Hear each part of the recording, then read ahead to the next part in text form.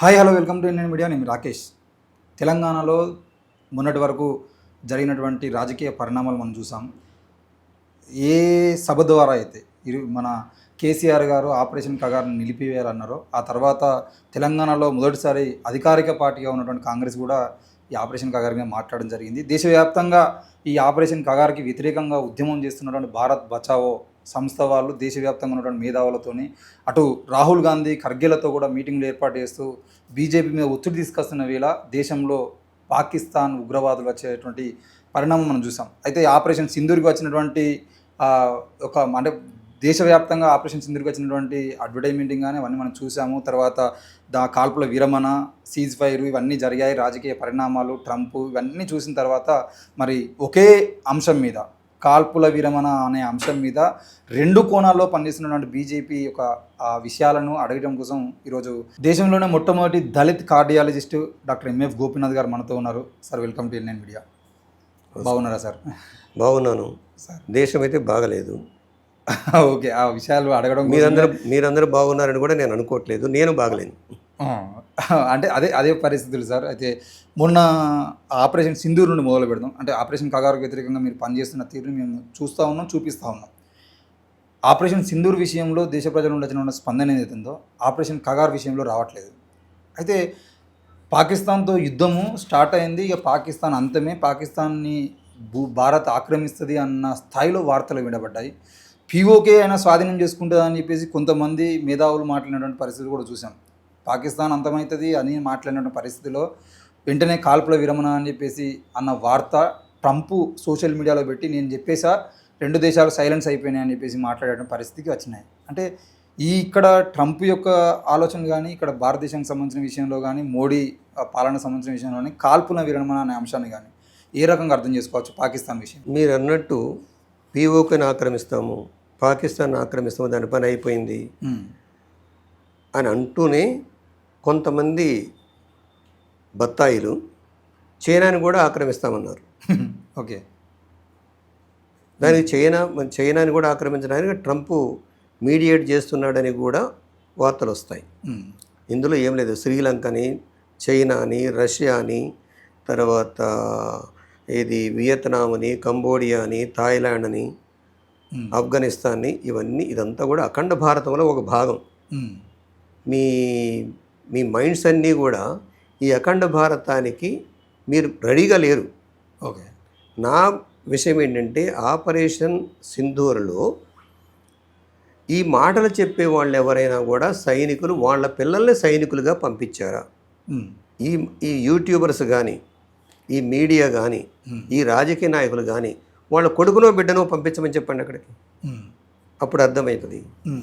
ఇక్కడ మీకు నేను చెప్పదలుచుకుంది ఏమిటంటే ట్రంప్ యొక్క ఎంట్రీ ఏదైతే ఉందో, ట్రంప్ చాలా ఓపెన్గా చెప్పాడు. నేనే వాళ్ళిద్దరి మధ్యన సీజ్ ఫైర్ని చెప్పానంటాం కాదు, ఆర్డర్ చేశాననే పద్ధతిలో కూడా మాట్లాడాడు. దీనికి ఒక బ్యాక్గ్రౌండ్ ఉంది. ఆ బ్యాక్గ్రౌండ్ ఏమిటంటే నేను ఇంతకుముందు కూడా చెప్పాను చాలాసార్లు, 2000 సంవత్సరం తర్వాత ప్రపంచంలో ఉన్న ఏ దేశాలు కూడా లేకుంటే అన్ని దేశాలు కూడా డొమినియన్ స్టేటస్గా దిగజారిపోయినాయి, నేషనల్ స్టేట్స్గా అంతరించిపోయినాయి. నేషనల్ స్టేట్స్ అంటే ఇండిపెండెంట్గా నిర్ణయాలు తీసుకొని సార్వభౌమత్వాన్ని వాళ్ళ దేశ యొక్క ప్రజల యొక్క ఆకాంక్షలు తీర్చే పద్ధతిలో ఉంటుంది. కానీ ఈరోజు ట్రంప్ ఎంట్రీ ఏమి ఇండికేట్ చేస్తుందంటే ఈ దేశ భక్తులకి నేను చెప్పేది ఏమిటంటే ఈ దేశభక్తులు ట్రంప్ మాటలు విని యుద్ధాన్ని ఆఫ్ చేశారా, లేకపోతే IMF ఫండింగ్ మానిటరీ ఫండ్ని మాట విని ఆఫ్ చేశారా, లేకుంటే ఇంకేదైనా ప్రపంచ కాబులివాలా మాటలు విని ఆఫ్ చేశారా? ప్రపంచ కాబులివాలా యొక్క రిప్రజెంటేటివ్ ట్రంప్ కావచ్చు ఈరోజు, రేపు పుతిన్ కావచ్చు. కాబట్టి ఆపరేషన్ సింధూర్ ఆగిపోవటానికి కారణం భారతదేశ ప్రజలు, కాశ్మీర్ ప్రజలు. అవి ఎందుకు జరిగినాయి? ఎందుకంటే 2014 నుంచి జరిగినటువంటి అటాక్స్ ఏవైతే ఉన్నాయో మోడీ గారు వచ్చిన తర్వాత ఇంతవరకు ఏ అటాక్స్ జరగలేదన్నారు. 27 సార్లు అటాకులు జరిగినాయి బోర్డర్లో. 27 సార్లు. లేటెస్ట్గా పహల్గామా, మన పుల్వామా అండ్ పహల్గామా లేటెస్ట్గా 27 సార్లు జరిగినటువంటి ఎవిడెన్స్ నా దగ్గర ఉన్నాయి. కాబట్టి ఇప్పుడు ఆపరేషన్ సింధూర్ ఏదైతే ఉందో ఇది ఆగిపోవటానికి భారతదేశ ప్రజలు ఒత్తిడి, అటు పాకిస్తాన్ ప్రజల యొక్క ఒత్తిడి. ప్రతి ఎన్నికల కన్నా ముందు 1970 నుంచి జరుగుతున్న ఈ తతంగమే ఇది. ఎన్నికలు వస్తున్నాయంటే బోర్డర్లో తుపాకులు పేలుతాయి. ఎందుకు పేలుతాయి? అధికారంలో ఉన్న వాళ్ళు మిగతా 5 సంవత్సరాలు కాముగానే ఉంటారు. ఎప్పుడైతే ఎన్నికలు మొదలవుతాయో అప్పుడు తుపాకులు పేలుతాయి. మరి మీకు ఇక్కడ ఒక ఎగ్జాంపుల్ చెప్తాను. నేను 1978, 77 ఆ ప్రాంతంలో ఉస్మానియా మెడికల్ కాలేజ్ చదివేటప్పుడు, అవసరం చేసేటప్పుడు 2 ఉన్నారు ఓల్డ్ సిటీలో. ఓకే. ఆ నాయకుల పేర్లు చెప్పను కానీ, ఎందుకంటే వాళ్ళిద్దరూ నాకు మిత్రులే. వాళ్ళు చనిపోయారు. 77, 78 ఆ ప్రాంతంలో ఓల్డ్ సిటీలో మత ఘర్షణలు జరిగేవి. ఎవరు మత ఘర్షణలు చేశారు అని చూస్తే వీళ్ళిద్దరు కూర్చొని, ఒకసారి ఏమో మసీదులో కూర్చొని మత ఘర్షణలు ఎట్లా చేయాలని ప్లాన్ చేస్తారు, ఇంకొకసారి ఏమో టెంపుల్లో కూర్చొని మత ఘర్షణ ఎట్లా ప్లాన్ చేస్తారు. 78, 77 మీరు గుర్తున్నారో లేదో, 78, 77లలో మేము ఉస్మానియా మెడికల్ కాలేజీలో ఔషధ్యం చేసేటప్పుడు ఏమీ బక్కపలసనటువంటి పూజారికి కత్తిపోట్లు వచ్చాయి. బజార్లో అడుగు తినేటువంటి ఒక సోకాల్డ్ హిందువు కూడా కత్తిపోట్లతోటి, వెన్నులో కత్తిపోట్లు తీసుకొని ఉస్మానియా మెడికల్ కాలేజీకి వచ్చేవాళ్ళు. ఈ రెంటిని నడిపింది ఎవరు? మాకు తెలిసి ఎవరు నడిపారు. ఓకే. ఇప్పుడు పాకిస్తాను ఇండియా యుద్ధం చేస్తుంది అంటే నాకు అనిపించేది ఏమిటంటే, మీరందరూ ఒప్పుకుంటారో లేదో నాకు తెలియదు కానీ 70 నుంచి నేను చూస్తున్నటువంటి చరిత్ర ఏమిటంటే, ఎప్పుడు ఎన్నికలు వస్తాయో అప్పుడు తుపాకులు పేలుతాయి బోర్డర్లు. అయితే పాకిస్తాన్ దేశభక్తులు కానీ, ఇండియా దేశభక్తులు కానీ వీళ్ళ పిల్లల్ని సైన్యంలోకి చేర్పించమని చెప్పండి. చేరారా ఇప్పటికైనా లేదు. వీళ్ళ పిల్లలు, వాళ్ళ రాజకీయ నాయకుల యొక్క పిల్లలు, మంత్రులు కానీ, కేంద్ర మంత్రులు కానీ, రాష్ట్ర మంత్రులు కానీ, లేకుంటే ఐఏఎస్ ఆఫీసర్ కొడుకులు కానీ, ఐపీఎస్ ఆఫీసర్ల కొడుకులు కానీ వీళ్ళు పోయి జాయిన్ అయ్యారా? లేదు. దీని అర్థం ఏమిటి? దీని అర్థం ఏమిటంటే, ఇలాంటి ఆపరేషన్స్ ఎన్నికలు వచ్చే ముందు జరుగుతాయి. ఎప్పుడైతే ప్రజల నుంచి ప్రెషర్ వస్తుందో దీన్ని ఆపుతారు. అంటే ప్రజల నుండి ప్రెజర్ అంటే దేశవ్యాప్తంగా ఉన్న ప్రజలందరూ యుద్ధం చేయాల్సిందే, చంపాల్సిందే, పాకిస్తాన్ అంతు చూడాల్సిందే. మరి చెప్పిన వాళ్ళందరూ వెళ్ళేసి భారత సైన్యంలో జాయిన్ కమ్మనండి. భారతదేశ సైన్యం యొక్క ఇప్పుడు స్ట్రెంత్ ఎంత? 15 నుంచి 20 లక్షలు ఉంటుంది. మరి భారతదేశంలో 143 కోట్ల జనాభాలో రాజకీయ నాయకుల సంఖ్య ఎంత? ఎమ్మెల్యే ఎంపీల సంఖ్య ఎంత? మినిస్టర్ల సంఖ్య ఎంత? ఐఏఎస్ ఐపీఎస్ ఆఫీసర్ల సంఖ్య ఎంత? ఈ దేశభక్తుల సంఖ్య ఎంత? ఉస్మానియా యూనివర్సిటీ ముందు ర్యాలీలు తీయటం కాదు. ఓకే. లేకుంటే ఓల్డ్ సిటీని ఖతం చేద్దామంటాం కాదు, పీఓకేని ఆక్రమిస్తామని కాదు. వీళ్ళ కొడుకుల్ని సైన్యంలో చేర్పించమని చెప్పండి. దేశాన్ని రక్షించుకోవచ్చు కదా బ్రహ్మాండంగా. సో ఎప్పుడు కూడా ఇప్పుడు రష్యాకును ఉక్రెయిన్కు వార్ వచ్చింది. ఎవరి యొక్క ఎజెండా అది? రష్యన్ ప్రజల ఎజెండానా లేదంటే ఉక్రెయిన్ ప్రజల ఎజెండానా? ఇజ్రాయేల్ పాలస్తీనా వార్ వచ్చింది. ఎవరి ఎజెండా అది? పాలకుల ఎజెండా కదా. పాలకుల ఎజెండాస్కును ప్రజల ఎజెండాకి తేడా ఉంటుంది. ప్రపంచంలో ప్రజలు మొత్తం కూడా ఏం కోరుతుంటారంటే, శాంతియుతంగా మా భూమి మేము తిని, మా నీళ్లు మేము తాగి, మా పిల్లలు రక్షించబడాలి, మా పిల్లలకి చదువు కావాలి, మా పిల్లలకి ఆరోగ్యం కావాలని కోరుకుంటారు. ప్రపంచంలో ఏ ప్రజలైనా యుద్ధం చేయండి అని చెప్తారా? ఒక మూర్ఖ బత్తాయిలు తప్ప యుద్ధం చేయాలని కోరుకుంటారా? యుద్ధం చేయాలంటే నువ్వు వెళ్ళండి, ముందు బోర్డర్కి వెళ్ళి ఉండండి. నేను డిమాండ్ చేసేది ఏమిటంటే, భారత బచావో తరపున ఈ రాజ్యాంగాన్ని పట్టుకొని తిరుగుతున్న కారణం ఏంటంటే, ఈ రాజ్యాంగంలో ఇచ్చినటువంటి ప్రజల శాంతి కావాలనుకున్నారు, సంపద పంపిణీ జరగాలన్నాడు. దీన్ని ప్రక్కన పెట్టి మేము యుద్ధం చేస్తాము, యుద్ధం చేయాలి, పాకిస్తాన్ ఆక్రమించాలి, ఏమొస్తుంది నీకు? ఇండియాలో ఉన్నటువంటి 80 కోట్ల జనాభాకి నువ్వు బియ్యం ఇస్తున్నావు ఇప్పటికి. ఆ? రేషన్ బియ్యం వేసి రేషన్ బియ్యం ఇస్తున్నావు అంటే 143 కోట్లలో 80 కోట్ల మంది తిండి లేకున్నట్టే కదా నీ లెక్క. అవును. 2026 మార్చి 31కి మావోయిస్ట్ ముక్త భారత్ని సాధిస్తామన్నారు ఈ రాజకీయ నాయకులు. అవును. 2026 మార్చి నాటికి కాదు, 2026 డిసెంబర్ నాటికైనా ఈ దేశంలో అడుక్కు తినే వాళ్ళు ఉండరు, అందరికీ ఆరోగ్యం ఇస్తాము, అందరికీ చదువు చెప్పిస్తాము, ఉద్యోగాలు ఇస్తాము అని చెప్పండి వీళ్ళకి దమ్ములుంటే. మావోయిస్టుల ఇష్యూ ఇప్పుడు వచ్చింది. 1776 సంవత్సరం నుంచి ఈ దేశంలో ఆదివాసీల తిరుగుబాట్లు జరుగుతున్నాయి.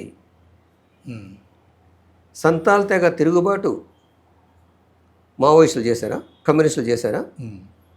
మరి బిర్సా ముండా తిరుగుబాటు అప్పుడు కమ్యూనిజం ఉన్నదా? అసలు లేదు. మరి కొమరం భీం తిరుగుబాటు 1942లో ఎవరి మీద తిరగబడ్డాడు? అతని చేతికి ఆయుధాలు ఎట్లా వచ్చినాయి? మావోయిస్టులు ఇచ్చారా? కమ్యూనిస్టులు ఇచ్చారా?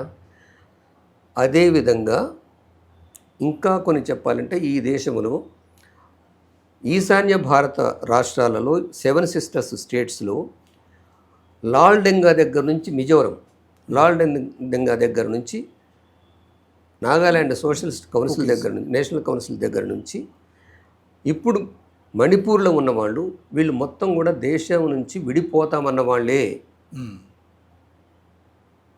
ఇక్కడ నేను ఒక విషయం చెప్తాను మీకు. అదేవిధంగా ఖలిస్తాన్ ఉద్యమకారులతో కూడా చర్చలు నడిపించారు. భారత బచావో డిమాండ్ చేస్తుంది ఏమిటంటే, అదేవిధంగా సిటిజన్స్ కౌన్సిల్ ఫర్ పీస్ అనేటువంటి ఢిల్లీలో ఏర్పడ్డ కౌన్సిల్ కూడా డిమాండ్ చేసేది ఏమిటంటే, నువ్వు దేశం నుంచి విడిపోతానన్న వాళ్ళతో చర్చలు జరిపావు, ఖలిస్తాన్ ఉద్యమకారులతో చర్చలు జరిపావు, ఈ దేశంలో ఉండి మా భూమి మా నీరు జల్ జంగిల్ జమీన్ మాది అనేటువంటి సెంట్రల్ ఇండియా మీద యుద్ధం ఎట్లా ప్రకటిస్తావు? ఈరోజు మావోయిస్టులు గనక ఈ భూమి మేము తీసుకుంటామంటే మావోయిస్టులు కూడా తరిమేస్తారు వాళ్ళ ఆదివాసీలు. దీనికి చరిత్రలో 2 ట్రాజడీస్ ఉన్నాయి, విషాదకరమైనవి. 1607 నుంచి అమెరికాలో ఉన్నటువంటి రెడ్ ఇండియన్స్ని యూరోపియన్స్ కొలంబస్ కనిపెట్టిన తర్వాత, అమెరికాని కొలంబస్ వెళ్ళి కనిపెట్టిన తర్వాత యూరోపియన్స్ అక్కడికి వెళ్ళిన తర్వాత అక్కడ ఉన్నటువంటి ఆదివాసీ తెగలంతా కూడా వచ్చిన వాడికి కొలంబస్కు కూడా తిండి పెట్టి బహుమానాలు ఇచ్చి పంపించారు. కానీ వాడు వచ్చి చేసింది ఏమిటి తిరిగి? ఇది బ్రహ్మాండంగా భూమి ఉన్నది. మీరు సినిమా చూశారు, గోల్డ్ హంట్ అని ఒక సినిమా ఏదో ఒకటి ఉంది, చార్లీ చాప్లిన్ది. ఆ రెడ్ ఇండియన్స్ని పట్టుకొని ఈరోజు ఛత్తీస్గఢ్లో ఆదివాసీలను ఎట్లయితే నరికి చంపుతున్నారో, తుపాకులు పేల్చి చంపుతున్నారో, 6 నెలల పసిపాప పాలు తాగే పసిపాపకి ఎట్లయితే వాళ్ళ గుండెల్లో గుండులు దింపారో, అదేవిధంగా అక్కడ ప్రజల్ని నరికి చంపారు. ఏది? రెడ్ ఇండియన్స్ని. 400 సంవత్సరాలు యూరోపియన్స్ మొత్తం వెళ్ళేసి అమెరికా ఖండాన్ని ఆక్రమించి అక్కడున్న బంగారు గనులు దొవ్వుకొని ఇప్పుడు ప్రపంచాన్ని ఏలుతున్నారు. అదొక విషాదమైన సంఘటన. ఆ విధంగా చేయదలుచుకున్నామా ఇక్కడ ఇది సెంట్రల్ ఇండియాలోనే అడుగుతున్నాం మేము. అక్కడ వేరే దేశస్తులు పోయి అక్కడ రెడ్ ఇండియన్స్ని ఆక్రమణ, కానీ ఇక్కడ నీ దేశస్తులు కదా, నీ బిడ్డలు కదా. నేను నరేంద్ర మోడీ గారు ఏమన్నారు, మహానుభావుడు ఏమన్నారు, నేను మీ సేవకుడిని అన్నాడు. మరి సేవకుడు చేసే పని ఇదేనా? ఇది వీళ్ళు ఏమైనా దేశం మాకు సెంట్రల్ ఇండియా మాకు సపరేట్ దేశం కావాలన్నారా? ఇక్కడ ఇంకొక సంఘటన కూడా చెప్పాలి. పాకిస్తాన్ ఏర్పడటానికి గాంధీ, నెహ్రూ పేర్లు చెబుతున్నారు. ఇది డిస్టార్టెడ్ హిస్టరీ అంట నేను. పాకిస్తాన్ ఏర్పడటానికి మొట్టమొదటి ఆద్యుడు సావర్కర్. ఇప్పుడు గాంధీ అయితేనే ఆయనను చంపేసిరు కదా సార్. నేను చెప్తాను కదా, గాంధీ నెహ్రూని అంటున్నారు వీళ్ళు, కానీ పాకిస్తాన్ విడిపోయేటట్టు చేసింది ఎవరు? మొట్టమొదటి 1920sలో సావర్కర్. ద్విజాతి సిద్ధాంతాన్ని తీసుకొచ్చిన వాడు సావర్కర్. అది కదా బేసు. ఉమ్. దీనికి ఒక లింక్ ఉన్నది, సౌత్ ఇండియాకి చెప్తాను తర్వాత, మీరు అడగడం నాకు మర్చిపోయినా. దీనికి ఒక లింక్ ఉన్నది. తర్వాత వాస్తవంగా జిన్నా మీద బదనాం చేస్తున్నారు. జిన్నా 1940 వరకు ఉమ్. పాకిస్తాన్ ఏర్పడాలని కోరలేదు. ఇది history. Um.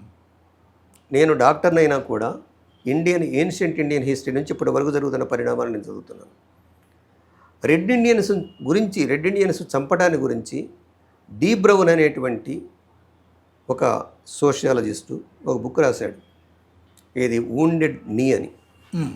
My heart in wounded నీ అని. దాన్ని తెలుగులో నరహంతలు ధరాధిపతులై అనేటువంటి ఒక పుస్తకం వచ్చింది, చదవండి. రెడ్ ఇండియన్స్ వీళ్ళు ఏం చేశారు? నేను అమెరికా వెళ్ళినప్పుడు, వాషింగ్టన్ వెళ్ళినప్పుడు అక్కడ ఉన్న మ్యూజియం ఒకటి ఉంది, పెద్ద మ్యూజియం. ఉమ్. మాల్కమ్ ఎక్స్, తర్వాత ఈ మా నీగ్రోస్ గురించి ఫైట్ చేసినటువంటి లూథర్. అతని పేరు ఏది ఉంది, లూథర్ కింగ్ జూనియర్, అవును. వీళ్ళ ఫోటోలన్నీ ఉన్నాయి. నేను అక్కడ ఉన్నటువంటి గైడ్ని అడిగాను, రెడ్ ఇండియన్స్ని అమెరికాలో చూడొచ్చా అని అడిగాను. ఎస్ చూడొచ్చు అన్నది ఒక ఆమె, ఆ గైడ్. ఎక్కడంటే మ్యూజియంలో చూడండి అన్నది. బా. ఆ. రేపు ఛత్తీస్గఢ్లో, సెంట్రల్ ఇండియాలో, నార్త్ ఈస్టర్న్ స్టేట్స్లో ఉన్నట్టు ఆదివాసీల్ని మ్యూజియంలో పెడతారా? వాళ్ళ ఫోటోలు మ్యూజియంలో పెడతారా? ఒకానొకప్పుడు పలానా తెగ ఉండేది. పలానా 2014 నుంచి 2025 వరకు పరిపాలించినటువంటి మహానాయకులు, చక్రవర్తులు ఉమ్. అని చెప్పి చెప్తారా మ్యూజియంలో? సెంట్రల్ ఇండియాలో సుమారుగా 18% ఉన్నటువంటి పాపులేషన్ అది. ఉమ్. హయ్యెస్ట్ వాల్యూ ఉన్నటువంటి మినరల్ ఏరియా అది. బంగారంతో, బాక్సైడ్ తోటి, వెండితోటి, ఇవన్నీ ఐరన్ ఓర్ ఉన్నటువంటి, ఇప్పటికీ బయలడిల్లా నుంచి జపాన్కు పోతుంది మేలిమి ఇనుము. ఈ మొత్తాన్ని ఎవరికి ఇవన్నీ ఏం చేయదలుచుకున్నారు? మావోయిస్టులు ఉంటారు, పోతారు. అమిత్ షా గారి యొక్క ఎజెండా ప్రకారం 2026 మార్చి 31కు మావోయిస్టులే పోతారు. ప్రపంచ చరిత్ర ఏం చూపిస్తుంది? అదేవిధంగా నేను ఆస్ట్రేలియాలో మెల్బోర్న్కి వెళ్ళాను. ఉమ్. అక్కడ మావోరి తెగ అని కూడా బలమైన తెగ ఒకటి ఉన్నది, ఈ ఇంగ్లాండ్ వాళ్ళు పోయక ముందు. ఉమ్. ఆ మావోరి తెగ, నేను కూడా అక్కడ మ్యూజియంలోకి వెళ్ళేసి అడిగాను గైడ్ని, మావోరీస్ని చూడొచ్చు అని. చాలా అందమైనటువంటి తెగది, ట్రైబు. ఆమె కూడా ఏం చెప్పిందంటే మ్యూజియంలో చూడొచ్చు అన్నది. అంటే వాళ్ళ మొత్తాన్ని సర్వనాశనం చేసినట్టే కదా. మరి ఇప్పుడు వాళ్ళ దగ్గర నుంచి మీరు ఇన్స్పిరేషన్ తీసుకొని సెంట్రల్ ఇండియాలో ఉన్నటువంటి ఆదివాసీలు మొత్తాన్ని, ఏ తెగల్ని మీరు ఈ దేశం మీదకి ఆర్యుల దండయాత్ర జరిగింది అనేది ఒప్పుకుంటే మాత్రం, ఆర్యుల దండయాత్ర అప్పుడు మొట్టమొదట వీళ్ళు సింధు కల్చర్ని నాశనం చేశారు. సింధు కల్చర్ నాశనం చేసినప్పుడు మిగిలిన వాళ్ళు పణులు, ఒక ట్రైబ్. ఆ పణుల్ని ఏజెంట్గా తయారు చేసుకొని కిరాత తెగ మీద దాడి చేయించారు. కిరాత తెగ మీద దాడి చేయడానికి పణుల్ని ఏజెంట్లుగా తయారు చేసుకున్నారు, స్పైలుగా తయారు చేసుకున్నారు. అంటే ఏమంటే గూఢచారులు అంటారా, గూఢచారులు తయారు చేసుకున్నారు. అదేవిధంగా నిషాద తెగను కూడా నాశనం చేసి, ఒక బలమైనటువంటి నిషాద తెగది బీహార్లో ఆ ప్రాంతాల్లో ఉంటారు వాళ్ళు, వాళ్ళని కూడా ఉపయోగించేసి కిరాత తెగ 40 సంవత్సరాలు యుద్ధం చేశారు. మీరందరూ పేరు విని ఉంటారేమో, చంబర దివోదాస్ యుద్ధం అని. చంబరుడు కిరాత రాజు. కాబట్టి ఆ విధంగా అక్కడ ఉన్నటువంటి, ఇప్పుడు ఏమంటున్నారు, సింధు కల్చర్ని ఆర్యులే నిర్మించారు అంటున్నారు. 1923 కన్నా ముందు వేదాల నుంచే భారతదేశ చరిత్ర మొదలైంది అన్నారు. కానీ జాన్ మార్షల్ ఏం చెప్పాడు? 1923లో తవ్వకాలను చూసి అక్కడ ఉన్నటువంటి మొత్తాన్ని బయటకు తీసుకొచ్చేసి ఈ మొత్తం కూడా సర్వనాశనం చేసింది ఆర్యులు అని చెప్పాడు. The father of Indian archaeologist Cunningham, Alexander Cunningham, ఆయన ఒక పెద్ద పుస్తకం రాశాడు. ఇప్పుడున్నటువంటి అయోధ్య కింద కూడా ఉన్నటువంటి ఆనవాళ్ళు ఏమిటంటే బౌద్ధరామాలు అవి.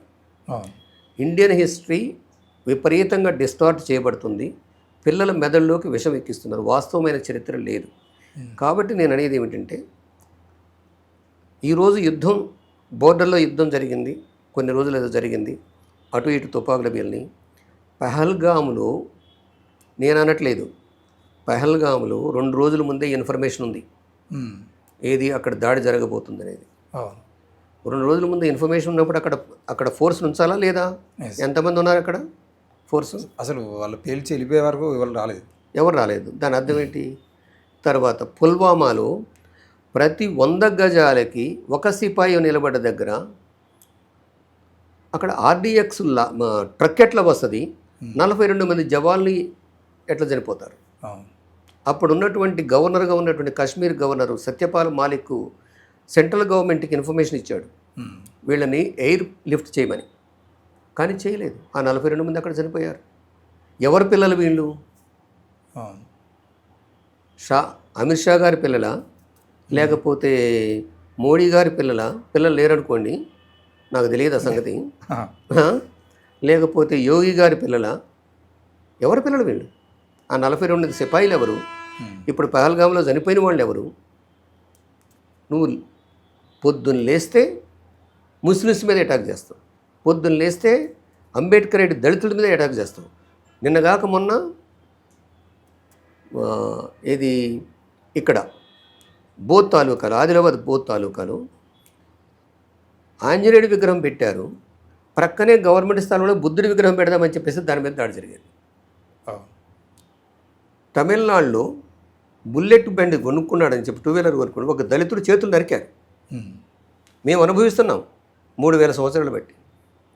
మీ కథలు ఎవరు నమ్ముతాడు? ఇప్పుడు కథలు నమ్మడానికి సిద్ధంగా లేము. అంటే ఇప్పుడు ఇక్కడ యుద్ధంకు సంబంధించిన విషయంలో యుద్ధం ఆపాలి అని చెప్పేసి అనే అంశంలో ముఖ్యంగా తెలుగు రాష్ట్రాలు చూసినట్లయితే సుజాత సూర్యపల్లి లాంటి ప్రొఫెసర్ ఆపరేషన్ సింధూర్ అంటే ఏంటి అనే దాని మీద ఒక మాట రాయడము, లేదంటే నారాయణ లాంటి వాళ్ళు కమ్యూనిస్ట్ నాయకులు ఆ యుద్ధాన్ని మేము వ్యతిరేకిస్తున్నాం, ఉగ్రవాదాన్ని అంతం చేస్తామంటే సార్ ఇబ్బంది అయింది, కానీ యుద్ధాన్ని మాత్రం వ్యతిరేకిస్తున్నాం అన్నప్పుడు ఇక్కడ ఉన్నటువంటి దేశ ప్రజలు, ముఖ్యంగా ఇక్కడ తెలుగు ప్రజలు విపరీతమైన ట్రోల్ చేసారు. అసలు మీకు ఏం తెలుసు మీరు అని చెప్పేసి వాళ్ళని నానాబుద్ధులు తిట్టారు. ట్రంప్ ఒక పోస్ట్ పెట్టగానే పైన మోడీ శాంతి కపోతం ఎగిరేయగానే వెంటనే పవన్ కళ్యాణ్ 24 hours బ్యాక్ అసలు ఏం ఎట్లా కనబడతాం మేము అంటే బుల్లెట్లు మా మీద పేల్చిపోయేదంటే మేము శాతగానంలోకి కనబడతానని మాట్లాడిన పవన్ కళ్యాణ్ లాంటి డిప్యూటీ సీఎంలు కూడా తెల్లారంగా శాంతి అని చెప్పేసి మాట్లాడటం మాటలు చూసాం. అంటే ఫస్ట్ ఇప్పుడు కూడా మనం కోరుతున్న శాంతి, కాల్పుల విరమణ దండకారణ్యంలో కూడా అడుగుతున్నాం.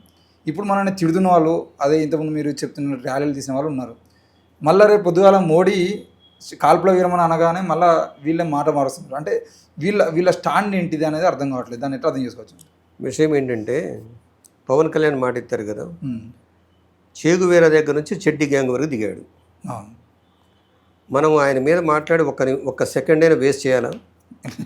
ఇలాంటి 3rd class ఫెలోస్ గురించి చర్చించవద్దు. మనం చర్చించాల్సింది నరేంద్ర మోడీ, అమిత్ షా, మోహన్ భగత్, ముగ్గురు. మిగతా ఈ బత్తాయిలు ఉన్నారు చూడండి, ఈ బత్తాయిల గురించి చర్చ చేస్తే నా టైం వేస్ట్, మీ వీడియో వేస్ట్. ఈ వేస్ట్ ఫెలోస్ గురించి మాట్లాడొద్దు. ప్రత్యామ్నాయంగా మనం ఏం చేయాలి? ఈ దేశంలో జరుగుతున్నటువంటి పరిణామాలు ఏమిటి? ఈ దేశంలో జరుగుతున్న పరిణామాలు ఏంటి? ఈ దేశంలో చాలా క్లియర్గా వాళ్ళ 1990 సీక్రెట్ సర్క్యులర్ నెంబర్ 411ని ఇంప్లిమెంట్ చేస్తున్నారు. నాగపూర్ హెడ్ క్వార్టర్ యొక్క సర్క్యులర్ని ఇంప్లిమెంట్ చేస్తున్నారు. అందులో మా శత్రువులు ముస్లిమ్స్, మా శత్రువులు అంబేద్కరైట్ దళిత్స్. అంబేద్కర్ పేరు చెప్పుకొని లేకుంటే జగజ్జనరాం పేరు చెప్పుకొని బ్రోకరేజ్ చేసేవాళ్ళని వదిలిపెట్టండి. వాళ్ళకి తెలుసు ఎవరు అంబేద్కరైట్ దళితులు. నేను అంబేద్కరైట్ దళితుడిని గర్వంగా చెప్పుకుంటాను. నేను ఫూలే అంబేద్కర్ వారసుని కాదు, ఫాలోయర్ని, శివాజీ ఫాలోయర్ని, ఛత్రపతి శివాజీ ఫాలోయర్. ఛత్రపతి శివాజీ మావాడు. ఈ దొంగలంతా కూడా దేశంలో జొరబడ్డ దొంగలంతా కూడా మావాడు అంటున్నారు. ఈ ప్రజలంతా గుర్తించాలి, ఛత్రపతి శివాజీ నా తాత. ఓకేనా? సో ఈరోజు ఈ దేశంలో జరుగుతున్న పరిణామాలు, మేము శాంతిని కోరుతున్నాం, ఈ రాజ్యాంగాన్ని అమలుపరచమని అడుగుతున్నాం. ఆదివాసులు మాత్రమే అడుగుతున్నారు. జైపాల్ సింగ్ ముండా తెగకు సంబంధించినటువంటి కాన్స్టిట్యూంట్ అసెంబ్లీ మెంబరు 1946-47లో కోరింది ఏమిటంటే, సరే మీరు స్వతంత్రం ఇస్తారు, మా సంగతి ఏమిటి తేల్చండి అన్నారు. అంబేద్కర్ 1937లో కూడా బ్రిటిష్ వాళ్ళు అదే అడిగాడు, మీరు భారతదేశానికి స్వతంత్రం ఇస్తామంటున్నారు, మా సంగతి తేల్చండి అన్నాడు. అంబేద్కర్ ఏమైతే అడిగాడో ఆ, జైపాల్ సింగ్ ముండా కూడా అదే అడిగాడు. కానీ చేస్తున్నారా? ఈరోజు ఏం చేయదలుచుకున్నారు? ఉన్నటువంటి 18% ఆదివాసీల్ని ఆ ప్రాంతాల నుండి ఎల్లగొట్టేసి అక్కడ ఉన్నటువంటి ఖనిజ సంపదను దోచుకుందామని చూస్తున్నారు. ఈ ఖనిజ సంపదను దోచుకోవడానికి ఎవరు గొప్ప చెప్తున్నారు? నీరవ్ మోడీ స్టేట్మెంట్ మీరు విన్నారా? బ్రిటిష్ కోర్టులో, ఎస్. లండన్ కోర్టులో ఏమన్నాడు? నాకు వచ్చిన ప్రతి 100 రూపాయలలో నేను తీసుకున్న ప్రతి 100 రూపాయలలో 23 రూపాయలే నాకు వచ్చినాయి, 67 రూపాయలు బీజేపీ నాయకుల దగ్గర ఉందని చెప్పాడు. అవునా? సో ఈరోజు north eastern states, 7 sister states ఏవైతే ఉన్నాయో వాటిని, అదేవిధంగా మధ్య భారతంలో ఉన్నటువంటి ఖనిజ సంపదను ఈ దేశంలో ఉన్నటువంటి మార్వాడీలకు దోచిపెడదామనేటువంటి ప్లాన్ వీళ్ళకున్నది.